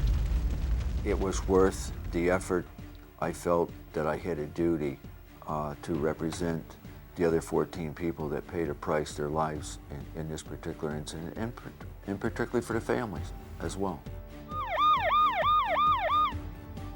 Forensic photography is the new detective's secret weapon. Often overlooked, it is crucial in a criminal investigation. Through sophisticated camera equipment, determination, and ingenuity, forensic photographers become the eyes and memories of investigators. They are also the advocates of the victims, helping bring criminals to justice.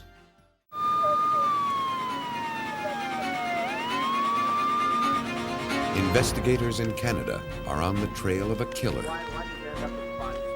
The key lies in the victim's cells. But has fire destroyed all the evidence? At a murder scene, a handful of cigarettes provides the only clue. Will forensic detectives be able to unlock their secret? This young man was imprisoned for a rape he swears he didn't commit. Can science prove he's innocent? When police are stumped, they may turn to detectives in lab coats to uncover clues hidden inside the human cell. One strand of DNA can finger a killer or set the innocent free. The new shape of crime detection is a double helix.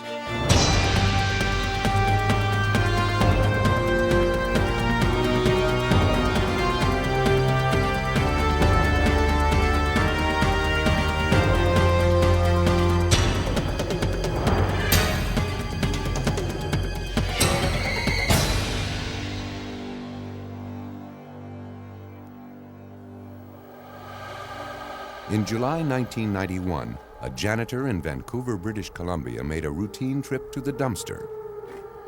But what he found was far from routine.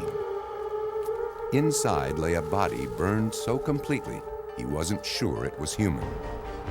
He ran to call police.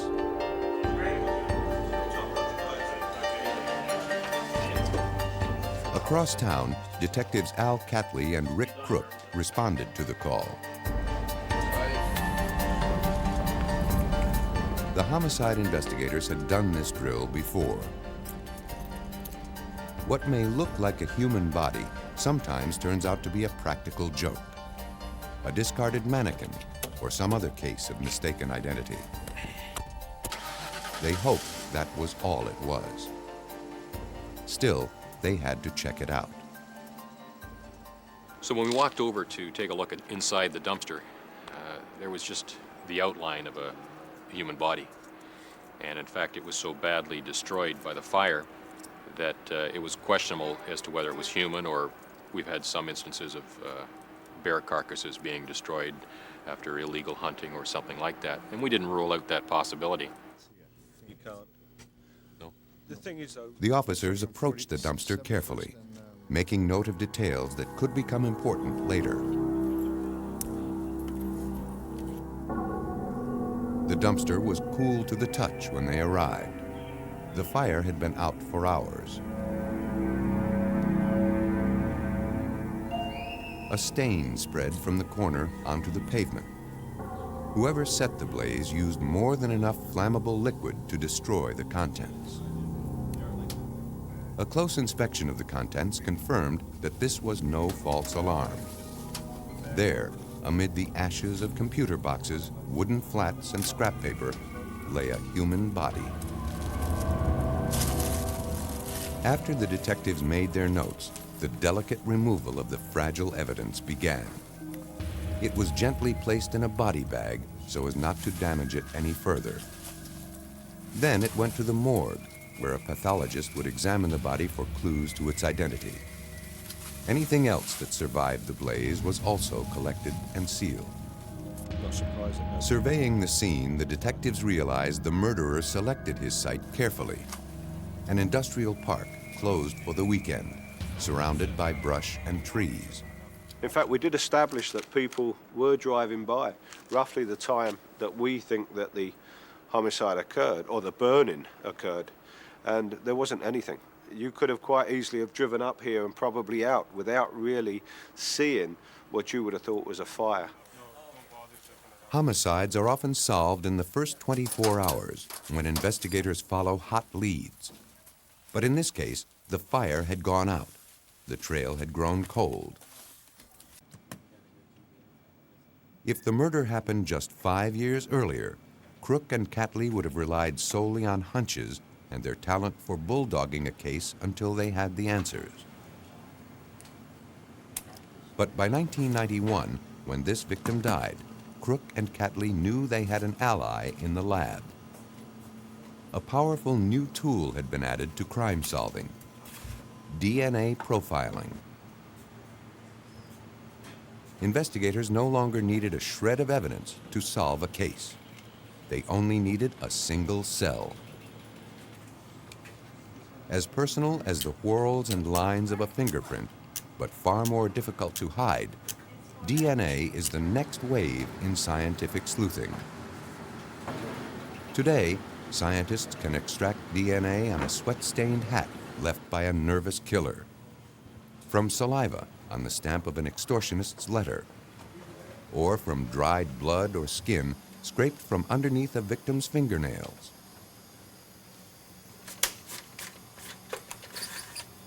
Microscopic evidence has always been left behind by criminals. Only with the advent of DNA profiling has it become incriminating. DNA, or deoxyribonucleic acid, contains every detail that makes you human. Back to where it was. No two people, except identical twins, share the same patterns. DNA is small enough to fit inside the nucleus of every cell. Its shape is a double helix, like a spiral staircase wrapped around a column. Uncoiled, the double helix would stretch to 8 feet.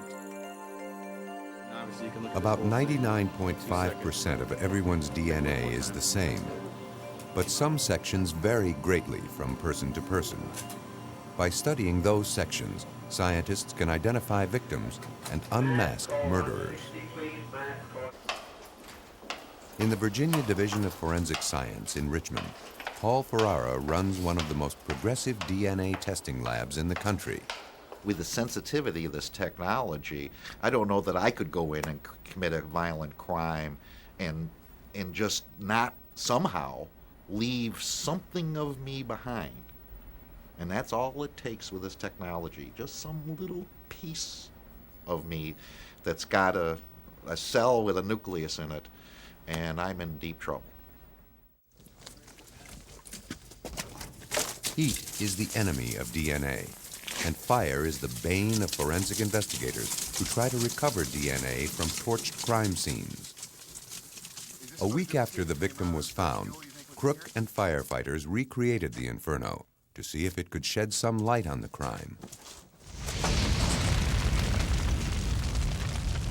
Whether by design or accident, the killer left one lid open, creating a downdraft inside the dumpster.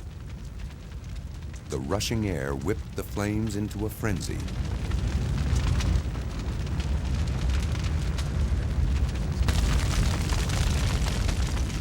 The surrounding trees hid what little smoke the fire produced. It burned at about 2,000 degrees for 30 to 40 minutes. By comparison, a crematorium burns between 1,000 to 1,400 degrees for about 3 hours.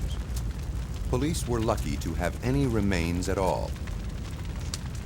Now they had to figure out who was killed here. All the pathologist could tell them was that the victim was a white female. Traditional methods at a standstill, detectives focused on X-rays. They showed the victim was shot in the head, but they also revealed a feature detectives hoped would identify her. David Sweet, a forensic odontologist or dental investigator, worked on the case. Teeth are the hardest substance in the human body and the most difficult to destroy. When bodies can't be easily identified, odontologists look to the teeth to tell them about the victim. Their wear and condition can hold the story of a person's life, whether they were right or left-handed, drank water with fluoride as a child, or wore braces. By studying the victim's teeth, it was determined that she was in her early 20s. She had one extraordinary feature. But the other thing that we realized when we examined the teeth was there was an extra tooth right in the center of the upper jaw between the upper central incisors. And those showed up very well in the x-rays that were taken after the victim died. Crook ran a computer search that compared his findings with dental records of missing persons. None matched. Despite his best efforts, Crook was stymied. He still had a victim without a name and a murder without a suspect. Meanwhile, somewhere out there, a killer ran free, confident nothing could link him to his crime. What he didn't know was that a small piece of evidence could provide the missing link. Looks great. For 2 days, Detective Al Catley chased a ghost. Who was the woman in the dumpster? What awful chain of events led to her murder? Surely by now someone, a friend, a lover, a co-worker, was missing her. Catley asked his staff for missing persons reports. One stood out. Lynn Breeden, age 30. Her roommate filed the report. He had dropped her off at a friend's house. The friend saw her leaving a nightclub around 3 a.m. the night before the burned woman was found. She left with an unknown man. 3 days later, a woman posing as Lynn Breeden tried to empty her bank account. The woman presented a withdrawal slip with Breeden's account number. Hi, I need to make a withdrawal. Okay. The teller knew she wasn't who she claimed to be. When she questioned the imposter, the woman became flustered. When the teller tried to detain the woman, she hurried out. No, I need you to stay here. Wait, I gotta go. No, I need you to stay here.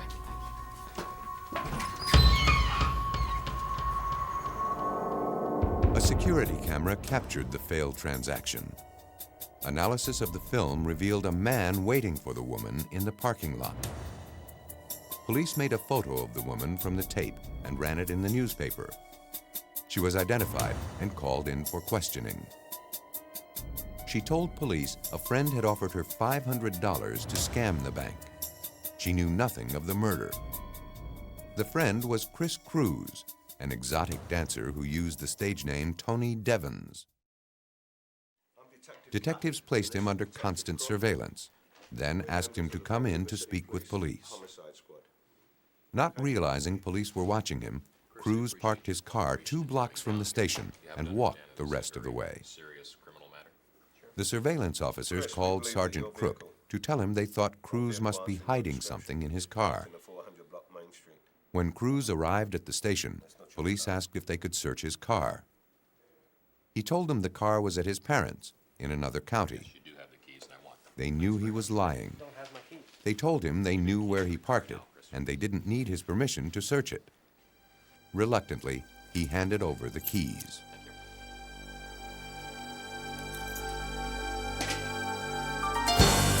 Forensic investigators took pictures of the car from every angle, carefully recording what they saw before touching it. They moved in closer to gather more evidence, collecting and photographing virtually everything. It was too soon to tell what might be important later. The men worked in teams. Some officers inspected the evidence, while others marked where it was found. Investigators found bloodstains on the sides and rear of the car.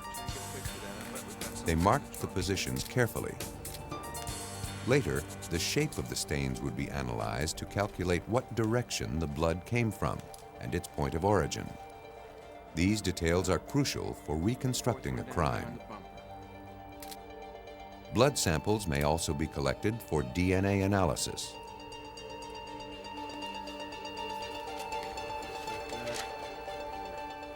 Police searched the car inside and out. They looked through personal items in the back seat, hoping to find any piece of evidence to tie the victim to the car. All right, it's 10:05. We're going into the trunk. Next, they opened the trunk. Oh, look at this right off the bat. Inside, they found a gas can and other objects covered with blood. Get a shot. One moment. Beneath some clothing, they found several key pieces of evidence: a bloody tire iron and a .22 caliber rifle. I'd say that's the deal. The detectives now were almost certain Cruz killed Lynn Breeden, but they had no way of connecting the suspect to the victim. Cruz denied knowing her. He told friends he bought her identification on the black market, and police couldn't prove the blood on the car was hers. They needed to compare the DNA from the blood on the car to DNA from the victim. But where could they find the victim's DNA? They turned to David Sweet for help. He suggested looking for it in her impacted wisdom teeth. No one had ever tried it before, but it was their last hope. We know theoretically that there are cells still embedded in the mineral tissues of the teeth, and we should be able to open the teeth, extract those cellular materials, and extract the DNA from the cells, and then process it in a forensic DNA analysis. A tooth is an armor coating that surrounds a core of living tissue. Sweet hoped the tissue within the impacted wisdom teeth were protected from the fire by the thick jawbones surrounding them. He cut the first wisdom tooth from crown to root, but found no tissue inside. His second attempt was more successful. He found tissue, but he didn't know if its DNA was destroyed by the fire. He sent it to the lab to be tested. All he could do was wait.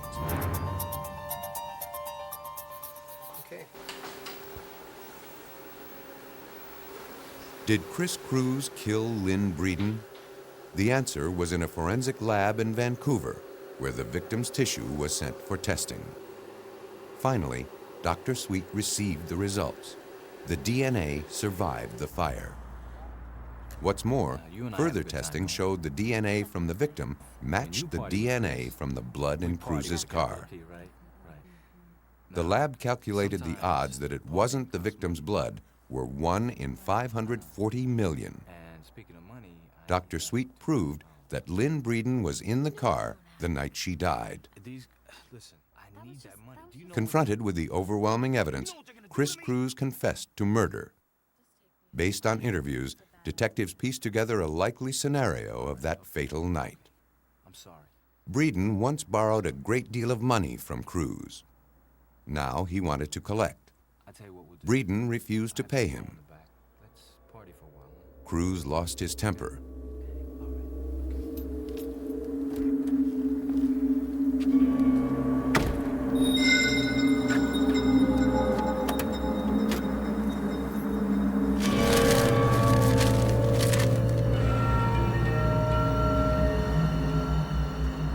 Growing impatient, she got out of his car.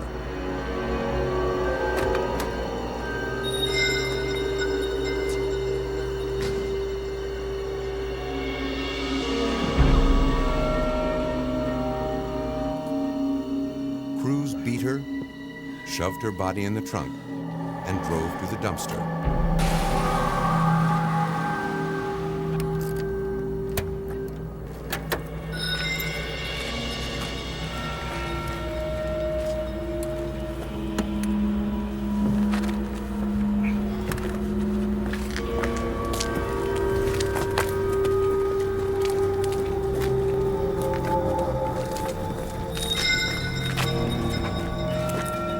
After he arrived at the secluded spot, the victim began to regain consciousness.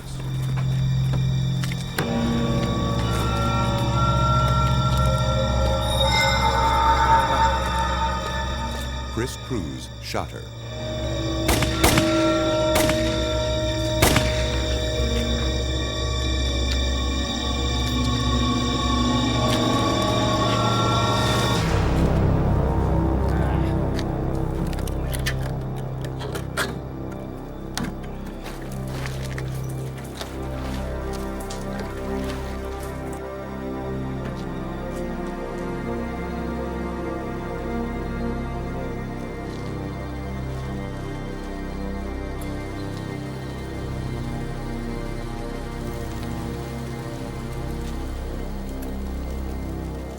He thought the flames would erase all the evidence.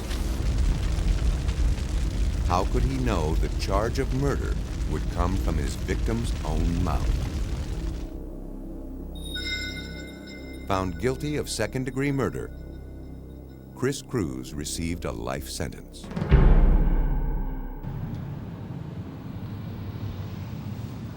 In rural Clay County, Alabama, a drive along Route 31 leads to a town caught between memories and progress, where turn-of-the-century storefronts share billing with a new city hall,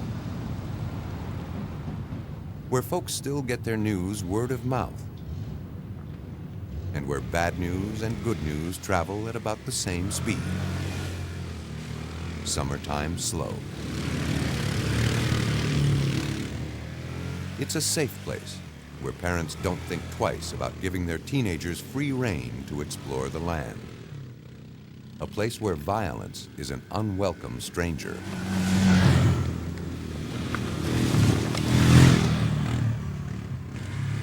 On July 22, 1995, 3 riders on all-terrain vehicles discovered a burned mattress in the woods, and beneath it, what appeared to be blackened bones.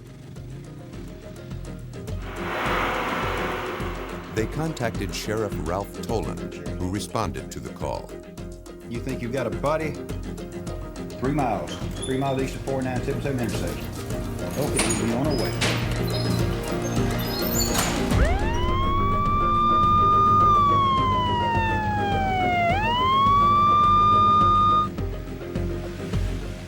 The men met the sheriff and led him to their grim discovery. It looked like murder. Toland began to secure the crime scene, but knew he couldn't do it alone. He needed to be sure no evidence was jeopardized. I got down into the scene and I saw exactly what had happened. Saw the mattress charred and burned, nothing left but the springs over a skeleton. I just stopped everybody where they were at and told them to stop right there. Had them to go back out to the entrance from the road and asked them all just to secure it. I wanted forensic and the criminalist to come and help us collect all the evidence. The man he wanted was Angelo Dellamana. A scientist with the Alabama Department of Forensic Sciences, Dellamana never knows what he's going to find when he answers a call. Whenever you get to a crime scene, you hope that it's been secure and cordoned off right after the discovery of the body.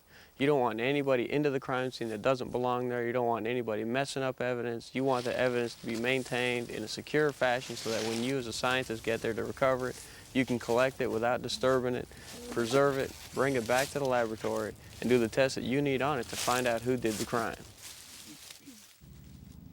Dellamana marked the position of the body, the condition of the mattress and the surrounding area before he went to work collecting everything he could.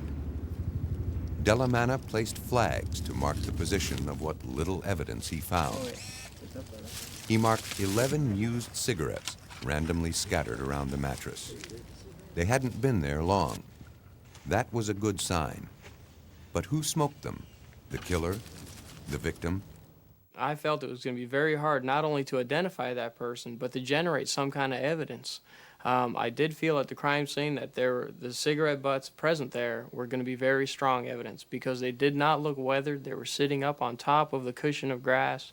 I felt they had not been there very long. As Dellamana assessed the situation, his technicians recorded the evidence.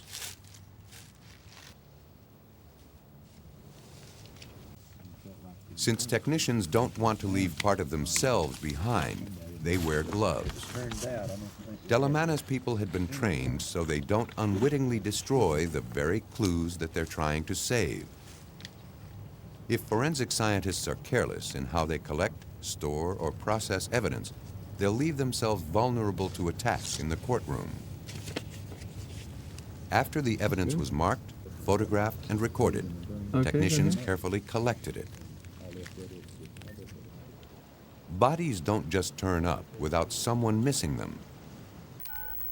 Sheriff Toland already had a sinking suspicion about who the victim was. The week before, Jimmy Paris called him to report that his wife, Peggy Laughlin, was missing. Sheriff Toland decided it was time for his deputies to pay Paris a call. You can't think of anywhere else she might have gone? It was no secret around town that the couple had more than their share of knockdown, drag-out fights. No one would be surprised if Peggy just decided to up and leave. Meanwhile, the medical examiner compared the victim's backbone to spinal x-rays of Peggy Laughlin. They matched. Jimmy Paris became the prime suspect. But where was the evidence? Paris denied being anywhere near the woods that night. Dellamana tried to put the pieces together, but he didn't have enough of them to complete the picture. The forensics team turned up nothing at the crime scene. The cigarettes were the only clue untouched by the fire. The answer must lie with them. Detectives told him both Peggy and Jimmy smoked. You can be looking at a case and feel going in that there isn't very much evidence there. The investigators don't think there's very much there to work with. But when you, as a forensic scientist, find that small piece of evidence, that one link that can either nail the suspect or clear a falsely accused individual, the rush that comes from that makes all the long hours worthwhile. If he could lift DNA from the cigarette filters, he could compare it to the DNA of Paris and Laughlin. If he could prove they were together in the woods, Toland could make a case against Paris. Dellamana shined an ultraviolet light on the cigarettes. The light revealed the saliva-soaked areas. DNA can be obtained from saliva and lip cells. He marked the outline of the glowing portion he wanted to test. Then he carefully trimmed it away and sent it to the lab for DNA profiling. To build a DNA profile, what we do first is we take our evidence sample, blood or saliva or whatever the DNA is in. Okay, what we do is we break open the cell and release the DNA. So we extract the DNA from whatever it's on. We clean it up and we look at specific areas or addresses on the DNA, and we make millions of copies of that area big enough so that we can see it. Once the DNA profile is done for each person in the case, we can then compare it to the evidence DNA profile and see if there's any matches there at all. He was encouraged by the results. The lab identified DNA from 2 people, and 2 of the cigarettes held DNA from both people, meaning they shared their smokes. Could Delamana prove those 2 people were Jimmy Paris and Peggy Laughlin?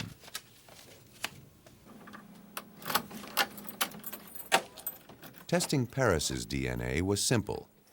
Cooperating with police, he gave a blood sample, which provided ample DNA to analyze.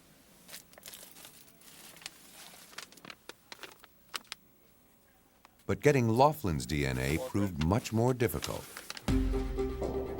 Delamana had to try extracting it from her remains. He felt the best place to look for the DNA was in the marrow of the femur, or thigh bone. The largest bone in the body, it's the one most likely to have protected DNA from the fire. Bone marrow is rich in DNA. To expose as many cells as possible, Delamana ground it into a powder. He gave the powder to another scientist for DNA extraction. The scientist places the powder into a chemical bath that breaks open the cell's nuclei, releasing the DNA.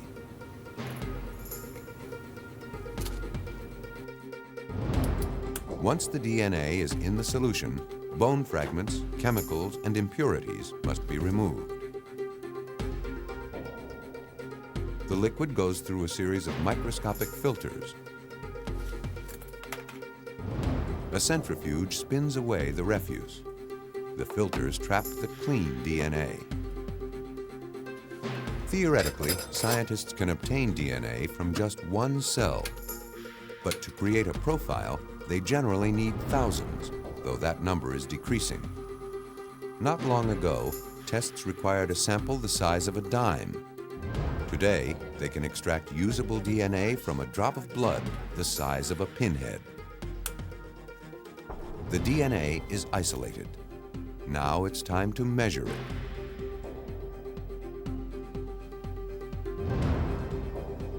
When the DNA is drawn through a membrane, it creates a band of color. By comparing the color, scientists can determine how much DNA they have.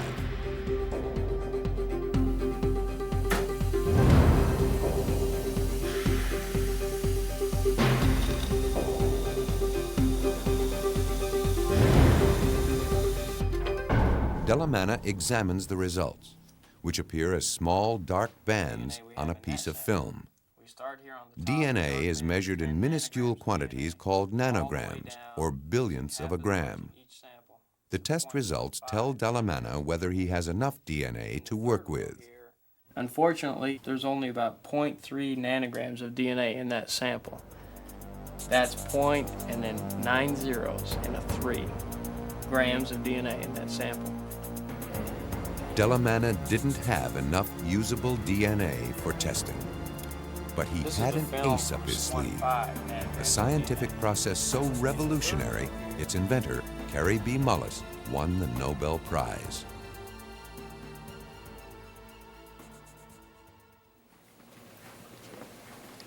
Up until 1993, scientists could test DNA only if they had large quantities. But bacteria, heat, and time take their toll, degrading DNA and leaving it in fragments. A process called PCR, or polymerase chain reaction, enables scientists to make multiple copies of DNA. DNA is made up of 4 chemical units: adenine, A, thymine, T, guanine, G, and cytosine, C. These units are strung together like beads. A joins only with T, and G joins only with C. PCR works by splitting apart the double-stranded DNA like a zipper. The thermocycler heats the DNA, separating the A from the T and the G from the C, essentially unzipping the helix down the center. More of these chemicals are added to the solution, and the two halves of the helix use them to make themselves whole. Repeat the process, and the two become four, and so on until millions of copies are created and the sample can be measured. When making a DNA profile, scientists don't need to compare the entire DNA molecule. They only look at several sites along the helix. If these sites are the same on both samples, the DNA most likely came from the same person. It's considered a match. Scientists used PCR to create enough DNA from the bone to do a profile. But the quantity and quality of the DNA was poor, so they could measure only one site. But in order to make a match, they needed to identify at least two sites. How could they find that second site? Delamanna knew that a child's DNA is a combination of both parents' DNA. To solve Peggy Laughlin's murder, Delamanna needed help from her brothers and sisters. If he could do their profiles, then he could work backward and calculate Peggy's. Once we knew we didn't have enough DNA to build Peggy's complete DNA profile, we had to go and get a blood sample from every one of her brothers and sisters that were in the United States. These samples came from all over the United States. As Delamanna's investigation continued, Sheriff Toland received a call about an abandoned van found in a neighboring town. A license check showed it belonged to Jimmy Paris. Inside, forensic scientists found blood on the ceiling and walls. Part of the carpeting had been torn out. I tell you what, Dan, right. Above your head, right above your head. Whoa, yeah. You got three. I see it. Based on this evidence, they obtained a search warrant for Paris's home. Hey, Jimmy. Hey. Sorry to bother John. You let us in to help us just fine. Stand aside there, back off with John. Found it. Deputies searched the house for any clues that could link Paris to his wife's death. But they found nothing.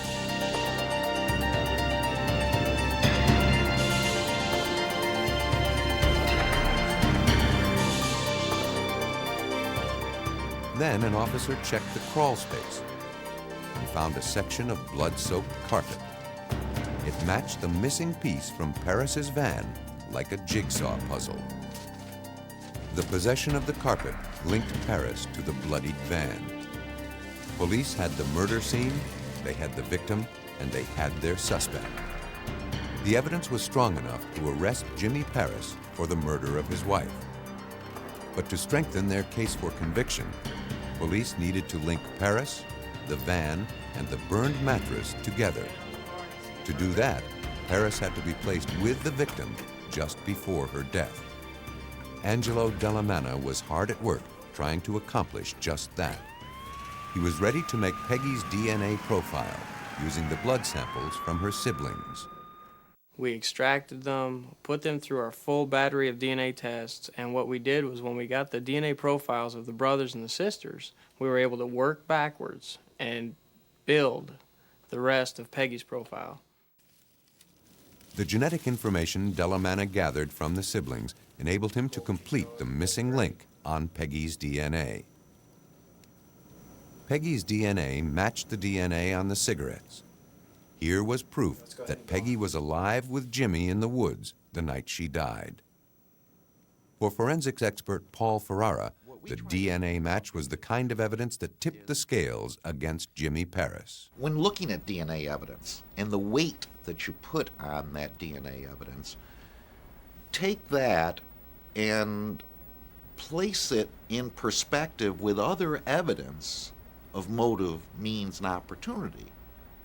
And when you combine all of those together, then one can come to an informed opinion that a person is guilty beyond reasonable doubt.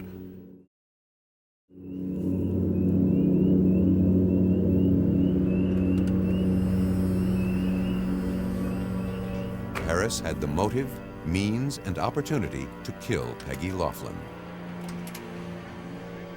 He was a jealous man, and he'd begun to suspect Peggy of infidelity.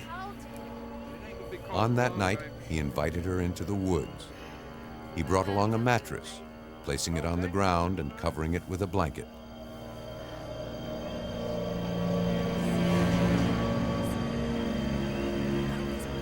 Peggy and Jimmy smoked and talked, casually tossing aside the spent cigarettes.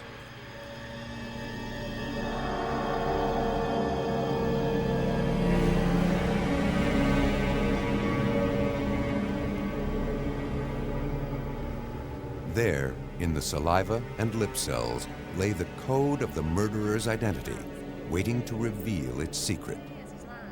Then, something happened that triggered a rage that drove Jimmy Paris to homicide. The baby is crying too. You just leave the baby. No, I'm gonna go with the baby. You hear me?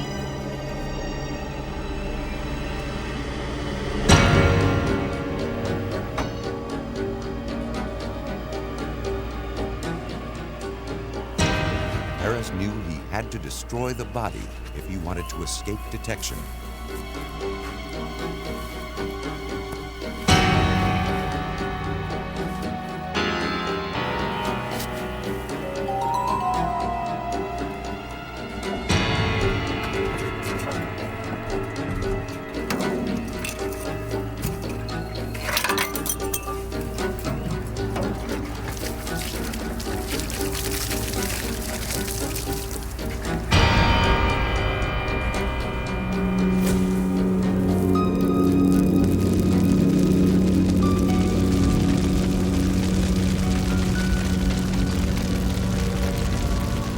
Probably thought that if police couldn't find a body, they couldn't link him to the crime. He couldn't see that the evidence he had already left would be enough to convict him. DNA analysis was crucial in the sense that it placed both the suspect and victim at the scene together. And in that case, having those small pieces of evidence allowed us to put a guilty man in prison and allow the family to put closure to a terrible incident. In Alabama and Vancouver, scientists struggled to find DNA evidence to link a killer to his victim. But the power of DNA is not just its ability to put people behind bars. It also holds the key to setting them free.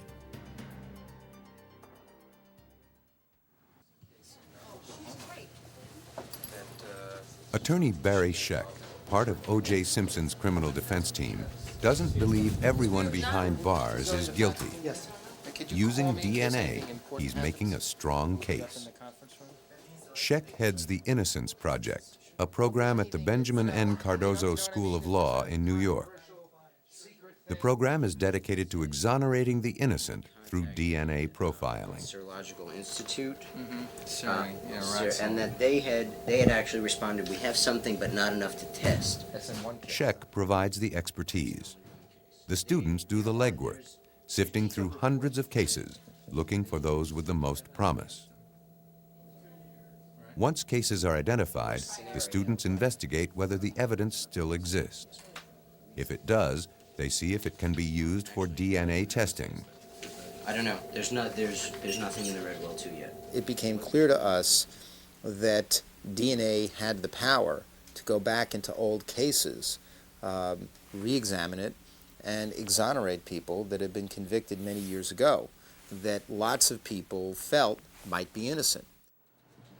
The Innocence Project helped exonerate 30 of the 40 people released through DNA since the project began in 1992. Today, startling FBI statistics show that 1/4 to 1/3 of all DNA testing at its lab clears a suspect.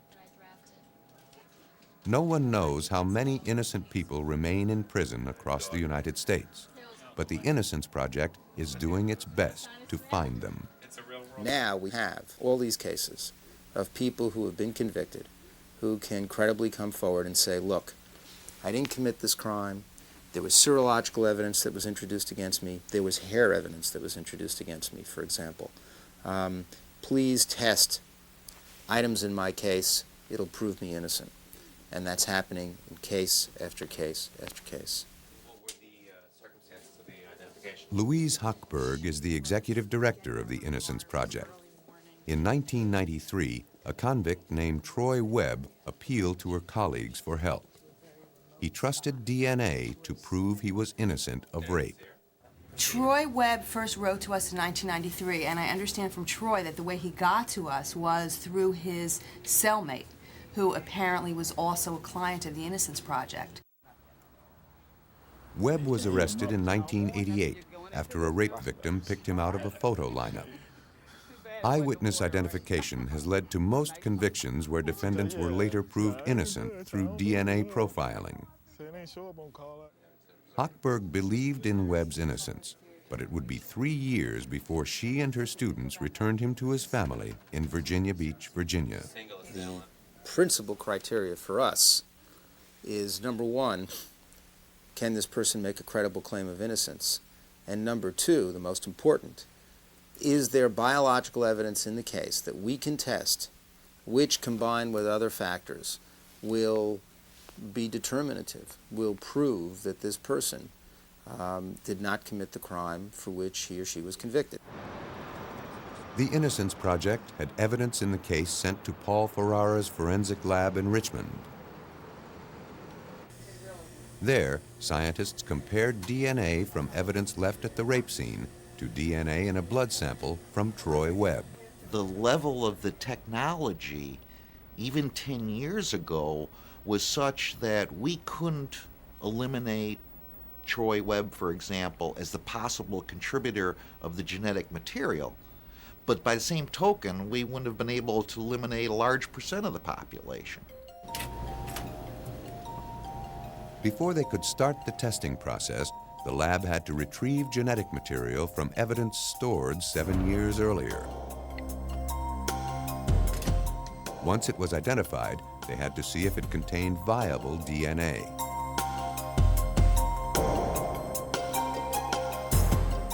They used an acid test to confirm the biological fluid was present. If the fluid is present, the indicator liquid turns purple. Another method is to use a light source, called an omnichrome, that makes fluids glow.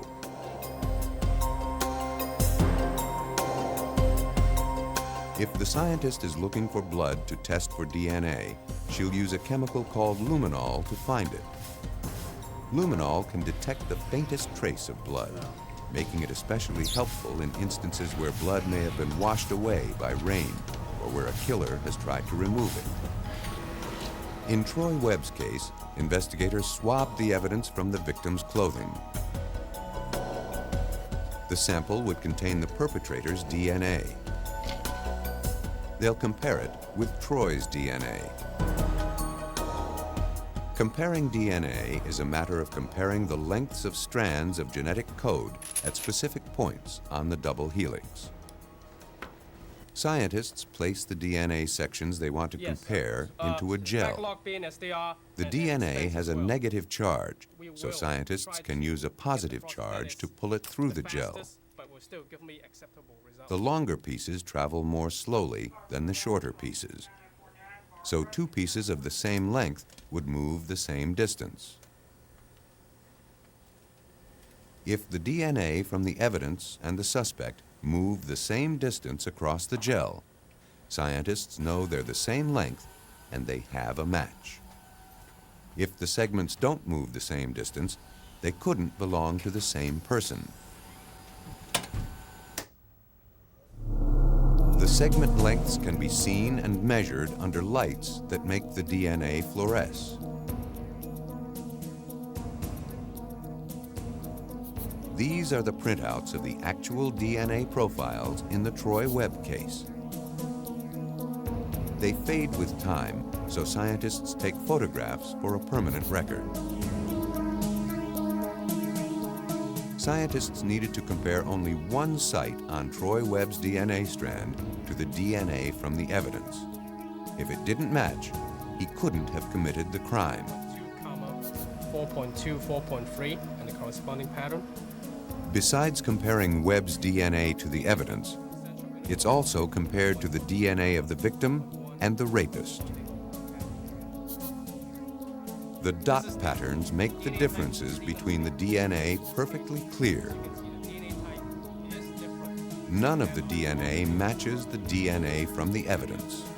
This DNA type did not come from Troy Webb, and the true rapist in this case is actually still at large right now. On September 7th, 1996, the Innocence Project released the results. In Virginia, where new evidence may not be presented more than 21 days after sentencing, the only option was clemency. The governor reviewed the petition and granted the pardon. There is no greater good that a lawyer can do, in my judgment, than to look back at old cases, and if it can be demonstrated that an injustice was done, to right it. On October 16, 1996, Troy Webb emerged from prison a free man. The first thing he wanted to do was eat a 7-foot sub from Philadelphia Cold Cuts. He now works at the sub shop. He's made new friends and reestablished a bond with family. He lives with the same faith and hope that kept him going in prison, and he's grateful to the Innocence Project. They're like family, really, you know, because wasn't for them, I'd probably still be locked up, you know. But they helped me, you know, for free at that, you know. So, couldn't ask for too much more. All hope is not lost of catching the real rapist. Virginia has amassed the largest database of DNA in the country by collecting blood samples from every convicted felon. 20,000 a year. Tens of thousands of blood samples pour in every year, creating a backlog of more than 135,000 samples in cold storage. Still, of the nearly 10,000 DNA profiles in the databank, Virginia has already solved 18 crimes by matching DNA from the crime scene. If the DNA from the case can be matched with DNA in the databank, the rapist will be found. Our DNA databank here was one of the early ones created. I think we had one hit in 1993, none in 1994, and then 5 in 1995, then 12 in 1996 alone. And the database, even in 1996, only numbered less than 9,000 profiles out of those 130,000 samples we have. When we get to the point where we have the convicted felon profiles, all 130,000 of them, the number of these hits is going to skyrocket dramatically until the point at which they are commonplace. If you are innocent of a crime, DNA technology is your best friend, your best ally. But conversely, if you're guilty, it's your worst enemy. DNA profiling holds tremendous power for a technology still in its infancy. In its first 10 years, the diminutive double helix has quickly become one of the new detective's biggest allies, bringing criminals to justice and delivering justice to the innocent.